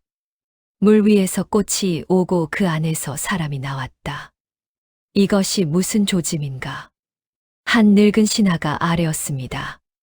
폐하, 이는 하늘이 보내신 것이옵니다. 황후 자리가 비어 있은 지 오래이온데 하늘이 그것을 아시고 보내신 줄로 아옵니다. 황제가 고개를 끄덕였습니다. 나도 그리 생각했다. 혼례가 정해졌습니다. 궁 안이 분주해졌습니다. 비단이 들어오고 예복이 지어졌습니다. 심청은 그 소용돌이 한가운데에 앉아 있었습니다. 시녀들이 옷을 입혀주고 머리를 올려주었습니다. 거울 앞에 앉히자 심청이 처음으로 자기 얼굴을 오래 보았습니다. 낯설었습니다. 도화동에서 물동이를 이고 다니던 얼굴이 아니었습니다. 혼례가 치러졌습니다. 풍악이 울리고 문무백관이 절을 올렸습니다. 천하가 새 황후를 얻었다고 기뻐했습니다. 황후가 된 심청은 궁 안에서 조용히 지냈습니다. 말이 적었고 웃음이 드물었습니다. 사치를 좋아하지 않았습니다. 옷을 새로 짓지 못하게 했고 상에 반찬을 주리라 했습니다. 시녀들이 수군거렸습니다. 황후마마는 어찌 저리 웃지 않으실까? 무슨 근심이 있으신 게지. 심청이 창가에 앉아 있으면 시녀들이 곁에서 이야기를 나누었습니다. 마마, 오늘 진상된 비단이 곱습니다. 저고리를 지어 올릴까요? 지금 있는 것으로 족하다. 마마, 새 신을 들여왔습니다. 신도 족하다. 시녀들이 서로 눈짓을 했습니다. 한 시녀가 조심스럽게 물었습니다. 마마, 무엇이든 갖고 싶은 것이 없으십니까? 심청이 창밖을 보며 대답했습니다. 있다. 무엇이옵니까? 바가지 하나. 시녀들이 놀랐습니다. 바가지라 하시면 물뜨는 바가지 말이다. 손잡이가 달아 반들반들한 것이 좋겠다. 시녀가 무슨 뜻인지 몰라 되물었습니다. 궁에는 옥으로 만든 그릇이 있사온데요. 심청이 웃었습니다. 옥으로는 우물물을 뜰 수 없지 않으냐. 그날 저녁 심청은 처소에서 혼자 손을 들여다보았습니다. 손이 고와져 있었습니다. 굳은 살이 빠지고 살결이 부드러워졌습니다. 심청은 그것이 싫었습니다. 이 손으로 바느질을 했고 물을 길었고 아버지 발톱을 깎아 드렸습니다. 그 자국이 사라지고 있었습니다. 심청은 손을 꼭 쥐었습니다. 궁에서 지내는 동안 심청이 한 일이 하나 있었습니다. 궁 안에서 밥이 남으면 버리지 못하게 했습니다. 남은 밥과 반찬을 모아 성박 사람들에게 나누게 했습니다. 내관이 아뢰었습니다. 마마, 궁중의 음식을 밖으로 내는 것은 법도에 없사옵니다. 심청이 물었습니다. 법도에 밥을 버리라는 조목이 있느냐? 없사옵니다. 그러면 나가는 것을 막을 조목도 없겠구나. 내관이 물러났습니다. 그 뒤로 궁 밖 사람들이 황후를 두고 이런 말을 했습니다. 이번 황후마마는 어디서 오셨는지 모르겠으나 굶어본 사람인 것은 분명하다. 황제도 그것을 알았습니다. 어느 날 황제가 물었습니다. 황후는 무엇이 그리 근심인가? 부족한 것이 있거든 말하라. 심청이 고개를 숙였습니다. 부족한 것이 없습니다. 그러면 어찌 웃지 않는가? 심청이 대답하지 못했습니다. 황제가 다시 물었습니다. 집이 그리운가? 심청의 눈에 물기가 돌았습니다. 황제가 그것을 보고 더 묻지 않았습니다. 가을이 왔습니다. 궁궐들에 국화가 피고 오동잎이 떨어졌습니다. 그날 밤 달이 유난히 밝았습니다. 뜰이 온통 하였습니다. 심청은 잠이 오지 않아 뜰로 나갔습니다. 시녀가 따라 나오려는 것을 물렸습니다. 혼자 있고 싶구나. 심청은 뜰 한가운데 서서 달을 보았습니다. 달빛이 어깨에 얹혔습니다. 같은 달의 것이었습니다. 도화동에도 이 달이 떠 있을 것이었습니다. 그 초가집 마당에도 이 달빛이 내리고 있을 것이었습니다. 심청은 그 자리에 앉았습니다. 비단옷이 흙에 닿는 것도 몰랐습니다. 아버지. 목소리가 뜰에 낮게 깔렸습니다. 저는 여기 살아 있습니다. 아버지 딸이 죽지 않고 살아 있습니다. 바람이 불어 오동잎 하나가 떨어졌습니다. 아버지는 지금 어디 계십니까? 눈은 뜨셨습니까? 뜨셨거든 제가 없는 것을 아셨을 텐데 아시고 얼마나 우셨을까요? 심청의 어깨가 흔들렸습니다. 눈을 못 뜨셨거든 지금 이 시간에 혼자 어둠 속에 앉아 계실 텐데 밥은 누가 지어드리고 물은 누가 떠다 드릴까요? 먼 하늘에서 기러기 소리가 났습니다. 심청이 고개를 들었습니다. 기러기 떼가 달을 가로질러 남쪽으로 날아가고 있었습니다. 기러기야. 심청이 손을 들었습니다. 너는 남쪽으로 가는구나. 가는 길에 황주 도화동을 지나거든 한 번만 내려다보아라. 언덕 아래 초가집이 있고 그 마루에 눈먼 사람이 앉아 있거든. 그 사람이 우리 아버지다. 기러기 소리가 멀어졌습니다. 가서 말해다오. 딸이 살아있다고. 죽지 않고 살아있다고. 그 말만 전해다오. 기러기는 대답하지 않고 지나갔습니다. 심청은 뜰에 엎드려 울었습니다. 그때 뒤에서 인기척이 났습니다. 황제가 서 있었습니다. 언제부터 있었는지 모를 일이었습니다. 심청이 놀라 일어서려 하자 황제가 손을 들어 막았습니다. 그대로 있으라. 황제가 옆에 와서 앉았습니다. 황제가 뜰바닥에 앉는 것을 본 사람은 아무도 없었습니다. 황후. 예. 이제 말해보라. 심청이 고개를 저었습니다. 말씀드릴 수 없습니다. 어찌하여? 말씀드리면 폐하께서 저를 미쳤다 하실 것입니다. 황제가 말했습니다. 물 위에 뜬 꽃에서 나온 사람이 하는 말이면 나는 무엇이든 믿겠다. 심청이 황제를 보았습니다. 달빛에 황제의 얼굴이 보였습니다. 웃고 있지 않았습니다. 진지한 얼굴이었습니다. 심청이 입을 열었습니다. 심청은 처음부터 다 이야기했습니다. 이래 만에 어머니를 잃은 일, 아버지가 젖동량으로 자기를 키운 일, 아버지가 개천에 빠져 공양미 300석을 약속한 일, 자기가 남경 상인에게 몸을 판 일, 아버지를 속인 일, 인당수에 몸을 던진 일까지 다 이야기했습니다. 이야기가 길었습니다. 달이 기울 때까지 이야기했습니다. 황제는 한 번도 말을 끊지 않았습니다. 이야기가 끝나자 황제가 오래 아무 말도 하지 않았습니다. 이윽고 황제가 물었습니다. 그러면 그 아버지는 지금 살아 계신가? 모릅니다. 모른다니. 심청의 목소리가 떨렸습니다. 소식을 알 길이 없습니다. 제가 궁에 들어온 뒤로 한 번도 알아보지 못했습니다. 어찌 알아보지 않았는가? 황후가 되어 친정을 찾는 것이 법도에 맞지 않을까 하여, 그리고 혹시 이미 돌아가셨다는 말을 들을까 두려워서 그리했습니다. 황제가 자리에서 일어섰습니다. 황후. 예. 내일 조회에서 명을 내리겠다. 무슨 명이십니까? 황제가 말했습니다. 천하의 맹인을 모두 황성으로 부르겠다. 심청이 놀라 황제를 보았습니다. 잔치를 열어 대접하겠다. 오는 자마다 옷을 주고 밥을 먹이고 노자를 주겠다. 나라 안에 눈먼 사람이 한 사람도 빠지지 않게 하겠다. 폐하. 그 안에 그대의 아버지가 있을 것이다. 심청이 그 자리에 엎드렸습니다. 일어나라. 폐하, 이 은혜를 무엇으로 갚겠습니까? 황제가 심청을 일으켰습니다. 갚을 것 없다. 나는 다만 그대가 한 번 웃는 것을 보고 싶을 뿐이다. 이튿날 조회에서 명이 내려졌습니다.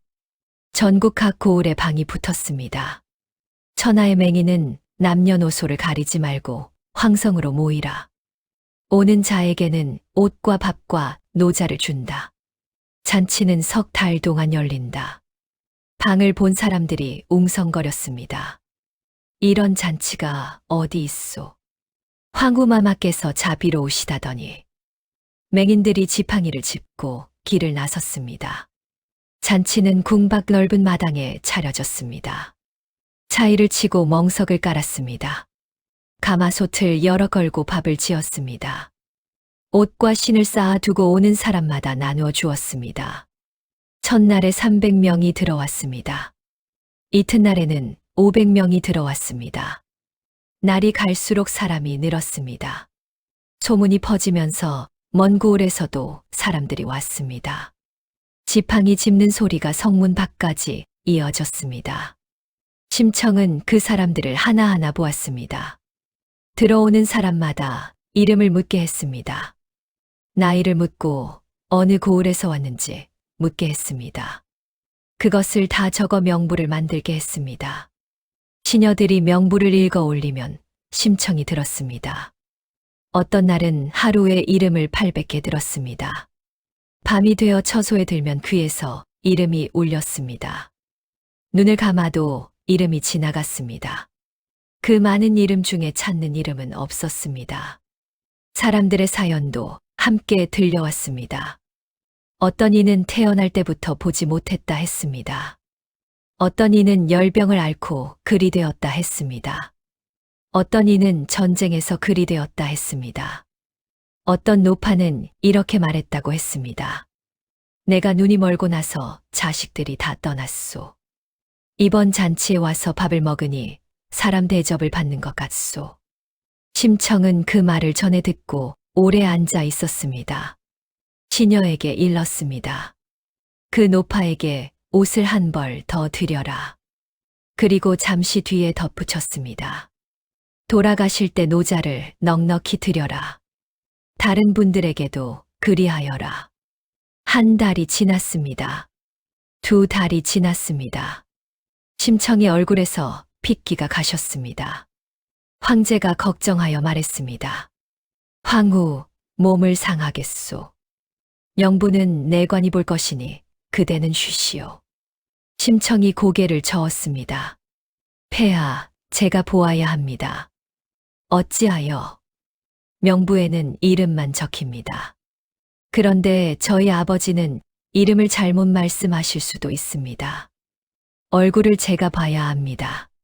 황제가 더 말리지 못했습니다.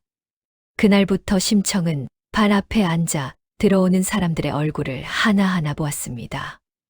늙은 사람이 들어오면 몸이 굳었습니다. 지팡이 짚는 소리가 나면 고개를 들었습니다. 그러다 아니면 다시 고개를 숙였습니다. 하루에 수십 번 그러했습니다. 먼 고을에서는 몇 달을 걸어야 했습니다. 그래도 사람들이 모였습니다. 길마다 지팡이 짚는 소리가 났습니다. 심청은 매일 잔치 마당에 나갔습니다. 발을 들이운 자리에 앉아 들어오는 사람들을 하나하나 보았습니다. 명부를 가져오게 해서 이름을 확인했습니다. 황주에서 온 자가 있느냐? 오늘은 없사옵니다. 심학규라는 이름이 있느냐? 없사옵니다. 그 말을 듣는 것이 심청의 하루 일과가 되었습니다. 이야기를 도화동으로 돌려야겠습니다. 심청이 떠난 그해 도화동에는 이상한 일이 있었습니다. 몽은사에 쌀 300석이 들어갔습니다. 스님들이 100일 동안 불공을 드렸습니다. 심학규도 절에 가서 절을 올렸습니다. 그런데 눈이 뜨이지 않았습니다. 100일이 지나도 그대로였습니다. 200일이 지나도 그대로였습니다. 심학규는 처음에 기다렸습니다. 부처님이 때를 보고 계신 것이겠지. 그러다 조금씩 이상하다고 생각했습니다. 그리고 딸이 돌아오지 않았습니다. 며칠 다녀온다던 딸이 열흘이 지나도 오지 않았습니다. 한 달이 지나도 오지 않았습니다. 심학규는 지팡이를 짚고 무릉촌으로 갔습니다. 장승상댁 대문 앞에서 소리쳤습니다. 우리 청이 여기 있소. 우리 청이 좀 봅시다. 시비가 나와서 아무 말도 하지 못했습니다. 장승상 부인이 나왔습니다. 부인은 심학규 앞에 서서 한참 입을 열지 못했습니다. 봉사님, 우리 청이 어디 있소? 부인이 심학규의 손을 잡았습니다. 그 손이 떨렸습니다. 심학규가 그 떨림을 느꼈습니다. 눈이 보이지 않는 사람은 손으로 압니다. 심학규가 뒤로 물러섰습니다. 아니요. 봉사님. 아니요. 그럴 리가 없소. 부인이 울면서 말했습니다. 청이는 남경상인들에게 몸을 팔았습니다. 그 쌀이 몽은사로 간 300석입니다. 심학규가 그 자리에 주저앉았습니다. 소리를 지르지 못했습니다. 숨이 막혀 소리가 나오지 않았습니다. 한참 뒤에야 소리가 터졌습니다. 그 소리가 무릉촌 담을 넘어갔습니다. 심학규는 그날부터 사람이 달라졌습니다. 먹지 않고 자지 않았습니다. 마당에 나가 앉아 하루 종일 있었습니다. 사람이 말을 걸면 대꾸하지 않았습니다. 내가 죽였다. 혼잣말만 했습니다. 내 눈 하나 뜨자고 내가 자식을 죽였다. 도화동 사람들이 번갈아 와서 밥을 챙겨 주었습니다. 그러나 사람들도 제 살림이 있었습니다. 한 달, 두 달이 지나자 발길이 뜸해졌습니다. 그 무렵 뺑덕어미가 나타났습니다. 뺑덕어미는 이 마을 저 마을 떠돌던 여인이었습니다. 나이가 좀 있었고 입이 걸고 손이 빨랐습니다. 어느 날 심학규의 집에 찾아와 말했습니다. 봉사님, 딱해서 못 보겠습니다. 제가 밥이라도 지어드리리다. 심학규는 대답하지 않았습니다. 뺑덕어미는 아랑곳하지 않고 부엌으로 들어갔습니다. 솥을 씻고 불을 지피고 밥을 지었습니다. 밥상을 들여놓으며 말했습니다. 드십시오. 산 사람은 살아야지요. 심학규가 오랜만에 밥을 먹었습니다. 뺑덕어미는 다음 날도 왔습니다. 그 다음 날도 왔습니다. 열흘쯤 지나자 아예 눌러 앉았습니다. 동네 사람들이 수군거렸습니다. 저 여자가 어인일인가? 그 집에 무엇이 있다고? 있기는 있었습니다. 심청이 몸을 판 갑 300석 중에서 뱃사람들이 따로 남겨둔 것이 있었습니다. 늙은 사공이 떠나기 전에 귀덕어미에게 맡긴 것이었습니다. 이건 그의 아버지 앞으로 두는 것이요.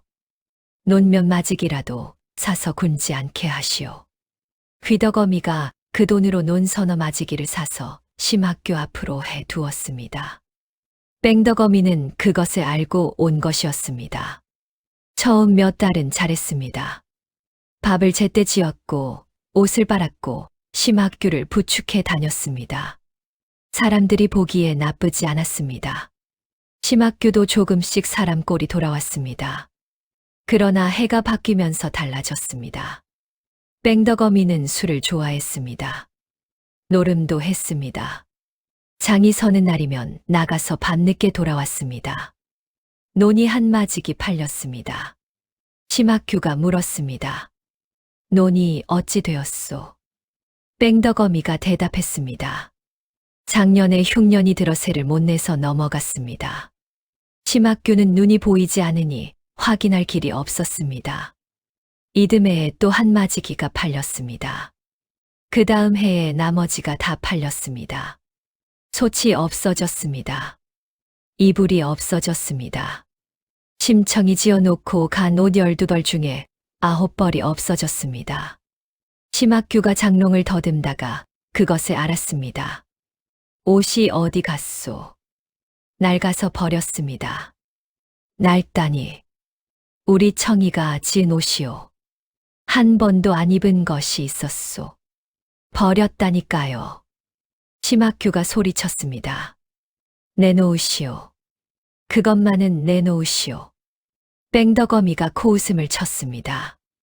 봉사님, 죽은 딸 옷 껴안고 사시겠습니까? 산 사람 먹고 살 것이 먼저지요. 심학규가 아무 말도 하지 못했습니다. 그 말이 아프기도 하고 틀린 말도 아니어서 아무 말도 하지 못했습니다. 그러던 어느 날 마을에 방이 붙었습니다. 황성에서 맹인 잔치를 연다는 방이었습니다. 천하의 맹인을 다 부르고 오는 자에게 옷과 밥과 노자를 준다는 방이었습니다. 이웃이 달려와 심학규에게 알렸습니다. 봉사님, 가십시다. 이런 잔치가 어디 있습니까? 심학규가 고개를 저었습니다. 내가 무슨 낯으로 잔치에 가겠소. 그래도 나라에서 부르는 것이니 가셔야지요. 그날 밤 심학규는 잠을 이루지 못했습니다. 새벽에 뺑덕어미를 깨웠습니다. 임자, 왜 그러십니까? 황성에 가야겠소. 뺑덕어미가 몸을 일으켰습니다. 눈이 반짝했습니다. 노자를 준다지요. 준다 하오. 그러면 저도 따라가겠습니다. 두 사람은 보찜을 지고 길을 나섰습니다. 황주에서 황성까지는 먼 길이었습니다. 걸어서 여러 날이 걸렸습니다. 심학규는 지팡이를 짚고 걸었습니다. 뺑덕어미가 앞장서 손을 잡아 끌었습니다. 처음 며칠은 그런 대로 갔습니다. 주막에서 자고 아침에 나서고 해가 지면 다시 주막을 찾았습니다. 나라에서 주는 노자가 있어 밥은 굶지 않았습니다. 길에서 여러 사람을 만났습니다. 길에서 만난 맹인 하나가 심학규에게 물었습니다. 노인장은 어디서 오시오? 황주에서요. 그 먼 데서 오셨소. 혼자 오셨소. 심학규가 잠깐 말이 없었습니다. 혼자요. 자제분은 없으시오. 심학규가 걸음을 멈추었습니다. 바람이 지나갔습니다. 딸이 하나 있었소. 있었다니 지금은 없소. 물에 갔소. 상대가 아무 말도 하지 못했습니다. 한참 뒤에 심학규가 말했습니다. 내 눈 뜨자고 갔소. 공양미 300석의 몸을 팔아 인당수로 갔소. 두 사람은 나란히 걸었습니다. 지팡이 소리가 2개 났습니다. 상대가 조심스럽게 물었습니다. 그러면 눈은 뜨셨소. 심학규가 웃었습니다. 보시오. 이 꼴이 눈 뜬 사람 꼴이오. 상대가 한숨을 쉬었습니다. 부처님도 무심하시지. 심학규가 고개를 저었습니다. 부처님을 원망하지 않소. 어찌 원망하지 않으시오. 심학규가 지팡이로 땅을 두드리며 말했습니다. 내가 잘못했으니까 그렇소. 내가 그날 그 말을 하지 말았어야 했소. 없는 것을 있다고 적으면 부처님을 속이는 것이 된다고 스님이 분명히 말씀하셨소. 나는 그 말을 듣고도 적으라 했소. 두 사람은 오래 말 없이 걸었습니다. 해가 기울 무렵 상대가 물었습니다. 노인장은 그러면 이 잔치에 왜 가시오? 눈 뜨자고 가시는 것이오. 심학규가 대답했습니다. 아니요. 그러면 무엇 하러 가시오? 밥을 준다 하니 가오. 상대가 웃었습니다. 솔직하시오. 심학규도 웃었습니다. 그리고 조금 있다가 나직이 덧붙였습니다. 그리고 사람이 많이 모인다 하니 가오. 사람이 많으면 무엇 하오? 심학규가 앞을 보았습니다. 보이지 않는 앞을 보았습니다. 우리 청이가 저승에서라도 아비를 찾으려면 아비가 방에 혼자 앉아 있는 것보다 사람 많은데 나가 있는 편이 낫지 않겠소.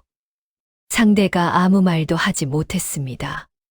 그날 밤 두 사람은 같은 처마 밑에서 잤습니다. 같은 잔치에 가는 맹인들이었습니다. 지팡이 소리가 앞뒤로 났습니다. 서로 어디서 왔느냐 묻고 몇 해나 눈이 안 보이느냐 묻고 잔치가 정말 석 달이나 하겠느냐 물었습니다. 어떤 고을을 지날 때는 태수가 나와 맹인들을 대접했습니다. 무릉촌을 지날 때였습니다. 그 고을 태수가 길가에 상을 차려놓고 지나가는 맹인들에게 밥을 먹였습니다. 심학규도 그 상에 앉았습니다. 태수가 물었습니다. 어디서 오시오? 황주 도화동에서 옵니다. 태수가 잠깐 심학규의 얼굴을 보았습니다. 그 마을에 신봉사라는 분이 계시다던데. 심학규가 수저를 놓았습니다. 제가 그 사람입니다. 태수가 자리에서 일어났습니다. 그러고는 심학규 앞에 술을 한 잔 따라 놓았습니다. 대개 따님 이야기는 이 근방에서 모르는 이가 없습니다. 심학규가 고개를 숙였습니다. 부끄럽습니다. 부끄러울 일이 아닙니다. 심학규가 그 술을 마시고 오래 앉아 있었습니다. 며칠을 더 갔습니다. 어느 날 한낮에 방앗간을 지나게 되었습니다. 안악들이 여럿 모여 방아를 찧고 있었습니다. 절국공이가 오르내리는 소리가 났습니다. 안악들이 그 박자에 맞춰 노래를 불렀습니다. 오르락 내리락 방아를 찢네. 쿵 하고 내리면 쌀이 되고. 방아야 방아야 잘도 도네. 심학규가 걸음을 멈추고 그 소리를 들었습니다. 지나가는 봉사님, 목마르시거든 물이나 한 그릇 드시고 가시오. 안악 하나가 물을 떠다 주었습니다. 심학규가 물을 마시고 말했습니다. 내가 젊어서는 방아도 찧었소. 안악들이 웃었습니다. 그러면 한번 찧어보시오. 심학규가 절국공이를 잡았습니다. 눈이 안 보여도 방 안은 찌울 수 있었습니다. 소리를 듣고 박자를 맞추면 되었습니다. 쿵, 쿵, 쿵. 안악들이 박수를 쳤습니다. 봉사님 솜씨가 좋소. 심학규가 오랜만에 웃었습니다. 방아를 찌으며 노래를 이었습니다. 방아야 방아야 어서 돌아라. 내 딸 살아있으면 이 쌀로 밥을 짓지. 안악들의 웃음이 잦아들었습니다. 심학규가 절구꽁이를 놓고 물러섰습니다. 미안하오. 흥을 깼소. 안악 하나가 말없이 보찜에 주먹밥을 넣어 주었습니다. 황성이 가까워질수록 뺑덕어미가 이상해졌습니다. 말수가 줄고 걸음이 빨라졌습니다. 주막에 들면 다른 상에 가서 앉았습니다. 그 주막에 황봉사라는 사람이 있었습니다. 역시 잔치에 가는 맹인이었습니다. 그런데 이 사람은 돈이 좀 있었습니다. 노자를 넉넉히 지녔고 술을 사서 사람들에게 돌렸습니다. 뺑덕어미가 그 상에 붙어 앉았습니다. 밤이 깊도록 웃음소리가 났습니다. 심학규는 방에 누워 그 소리를 들었습니다. 이튿날 아침 심학규가 손을 뻗었습니다. 옆자리가 비어 있었습니다. 임자. 대답이 없었습니다. 심학규가 일어나 방을 더듬었습니다. 보찜이 없었습니다. 노자를 넣어둔 주머니도 없었습니다. 임자, 어디 있소? 주막 주인이 들어왔습니다. 봉사님, 그 아주머니 새벽에 나갔습니다. 어디로 갔소? 주인이 머뭇거렸습니다. 황봉사라는 분하고 같이 나갔습니다. 심학규가 그 자리에 주저앉았습니다. 한참 아무 말도 하지 못했습니다. 이윽고 심학규가 웃었습니다. 주막 주인이 놀랐습니다. 봉사님, 왜 웃으십니까? 내가 우스워서 그렇소. 심학규가 벽을 짚고 일어섰습니다. 내가 자식을 팔아먹고 그 값으로 산 논을 다 날리고 이제는 보찜까지 잃었소. 이만하면 웃을만 하지 않소. 주막 주인이 아무 말도 하지 못했습니다. 심학규는 지팡이만 들고 길을 나섰습니다. 노자가 없으니 밥을 사 먹을 수 없었습니다.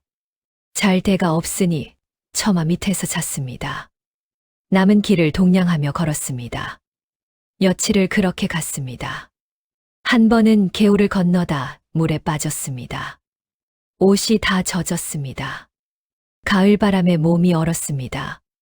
심학규는 개울가에 앉아 옷이 마르기를 기다렸습니다. 그러다 문득 웃음이 나왔습니다. 내가 물에 빠져서 이 지경이 되었지. 개울물 소리가 났습니다. 심학규가 물을 향해 말했습니다. 청아. 물이 흘렀습니다. 내가 있는 물도 이런 소리가 나느냐. 대답은 없었습니다. 심학규는 마른 옷을 입고 다시 일어섰습니다. 그리고 걸었습니다. 황성이 며칠 남지 않았습니다. 잔치는 석 달을 채워 가고 있었습니다. 날마다 맹인들이 들어왔습니다. 옷을 받고 밥을 먹고 노자를 받아 돌아갔습니다. 심청은 하루도 빠짐없이 잔치 마당에 나갔습니다. 발을 들이운 자리에 앉아 명부를 보았습니다. 이름을 하나하나 짚었습니다. 황주에서 온 자가 있느냐? 없사옵니다. 심학규라는 이름이 있느냐? 없사옵니다. 날이 갈수록 심청의 얼굴이 야위었습니다. 시녀들이 걱정했습니다. 마마, 오늘은 쉬시지요. 아니다. 마마, 이제 며칠 안 남았습니다.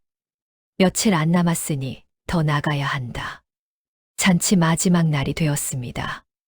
그날은 사람이 적었습니다. 올 사람은 이미 다 왔기 때문입니다. 아침부터 오후까지 20명 남짓 들어왔을 뿐이었습니다. 해가 기울었습니다. 내관이 아래였습니다. 마마, 오늘 명부이옵니다. 심청이 명부를 받았습니다. 손이 떨려 종이가 흔들렸습니다. 이름을 하나씩 짚어 내려갔습니다. 없었습니다. 심청은 명부를 내려놓고 눈을 감았습니다. 석 달이었습니다. 천하의 맹인을 다 불렀는데 아버지가 오지 않았습니다. 그것이 무슨 뜻인지 심청은 알았습니다. 오지 못하신 것이겠지. 심청의 어깨가 떨렸습니다. 시녀들이 놀라 다가왔습니다.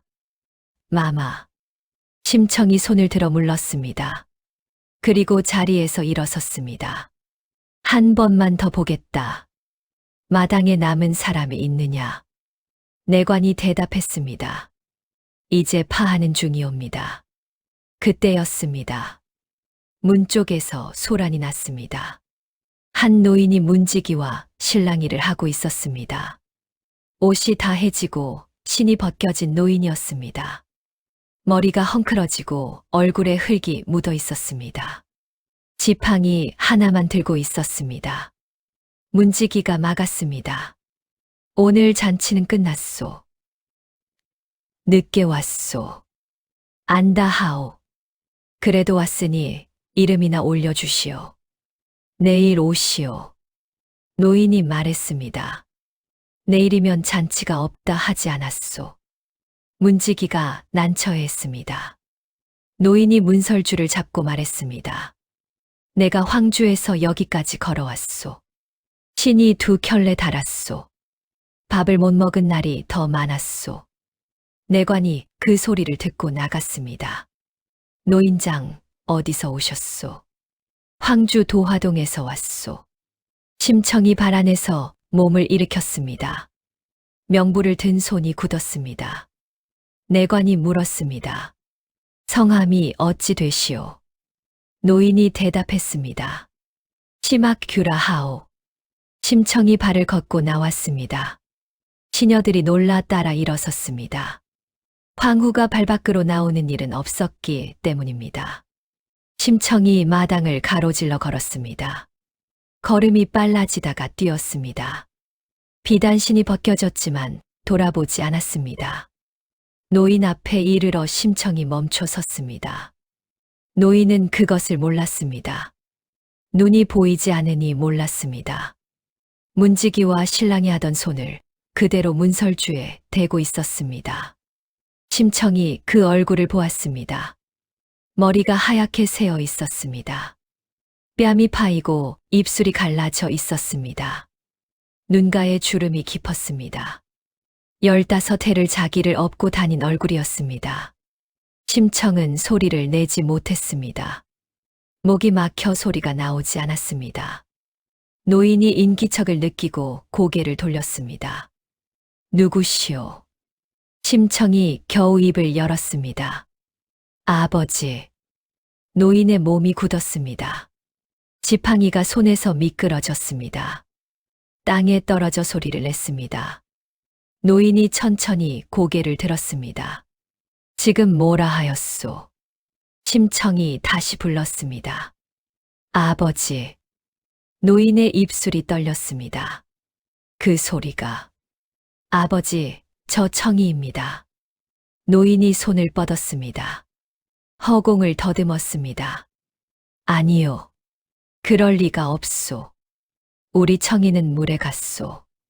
인당수에 갔소. 살았습니다. 죽지 않고 살았습니다. 심청이 그 손을 잡았습니다. 노인의 손이 그 손을 붙들었습니다. 손끝으로 손등을 만지고 손바닥을 만지고 손목을 만졌습니다. 그러다 손을 들어 심청의 얼굴을 더듬었습니다. 이마를 만지고 눈썹을 만지고 코를 만지고 볼을 만졌습니다. 노인의 숨소리가 거칠어졌습니다. 이것이 꿈이요. 꿈이 아닙니다. 내가 죽어서 수궁에 온 것이요. 아버지, 여기는 황성입니다. 노인이 소리쳤습니다. 내가 눈이 있어야 보지. 내가 눈이 있어야 우리 청이를 보지. 노인이 두 손으로 자기 눈을 문질렀습니다. 이 몹쓸 누나. 이 누나. 문지르고 또 문질렀습니다. 이놈의 눈이 지금 안 뜨이면 언제 뜨이겠느냐. 내 딸이 여기 있는데 내 딸이 살아서 여기 있는데. 심청이 아버지를 끌어안았습니다. 아버지, 그만하십시오. 노인이 눈을 부릅뜨려 애를 썼습니다. 눈꺼풀이 떨렸습니다. 온몸이 떨렸습니다. 한 번만 보자. 그때였습니다. 무언가가 거쳤습니다. 노인의 눈앞에서 오래 덮여 있던 것이 거쳤습니다. 어둠이 물러가고 빛이 들어왔습니다. 처음에는 흐릿했습니다. 그러다 초점이 잡혔습니다. 얼굴이 보였습니다. 젊은 여인의 얼굴이었습니다. 울고 있는 얼굴이었습니다. 이마가 반듯하고 눈썹이 짙고 입이 야무진 얼굴이었습니다. 심학규가 그 얼굴을 보았습니다. 15해 전, 1회 만에 죽은 아내가 말해준 그 얼굴이었습니다. 심학규의 입이 벌어졌습니다. 소리가 나오지 않았습니다. 한참 뒤에야 소리가 나왔습니다. 청아. 예, 아버지.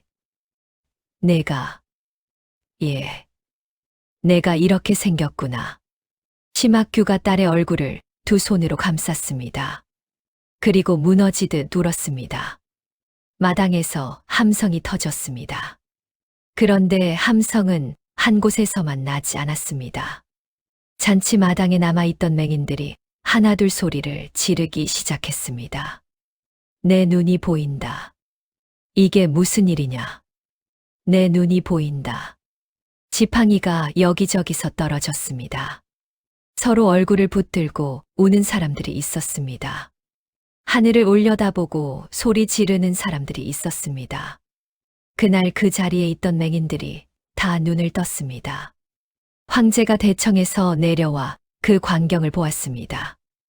내관들이 엎드렸습니다.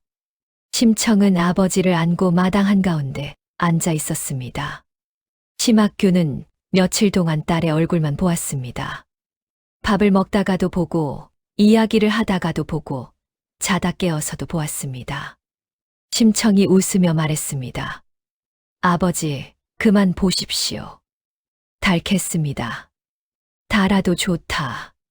심학규는 딸에게 지난 일을 다 들었습니다. 인당수에 든 일, 물 아래에서 있었던 일, 연꽃에서 나온 일, 황후가 된 일까지 다 들었습니다. 이야기가 어머니에 이르렀을 때 심학규가 물었습니다. 내 어미를 만났다고. 만났습니다. 무어라 하시더냐.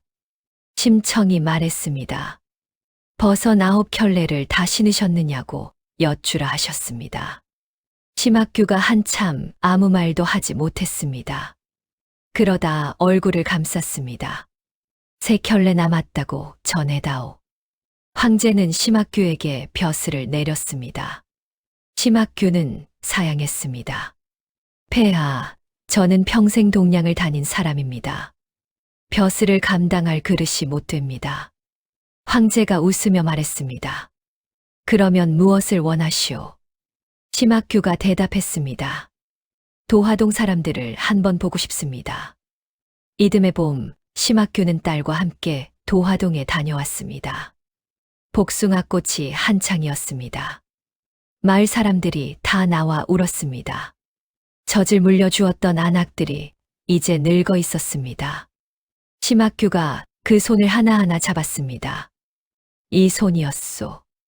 내가 이 손을 기억하오. 무릉촌장 승상 부인도 왔습니다. 부인은 심청을 보고 아무 말도 하지 못했습니다. 다만 품에서 족자 하나를 꺼내 펼쳤습니다. 강가 모래밭에서 그린 그림이었습니다. 아래쪽에 물이 흐른 자국이 남아 있었습니다. 부인이 말했습니다. 이 자국이 마르지 않아 내가 여러 해를 울었다.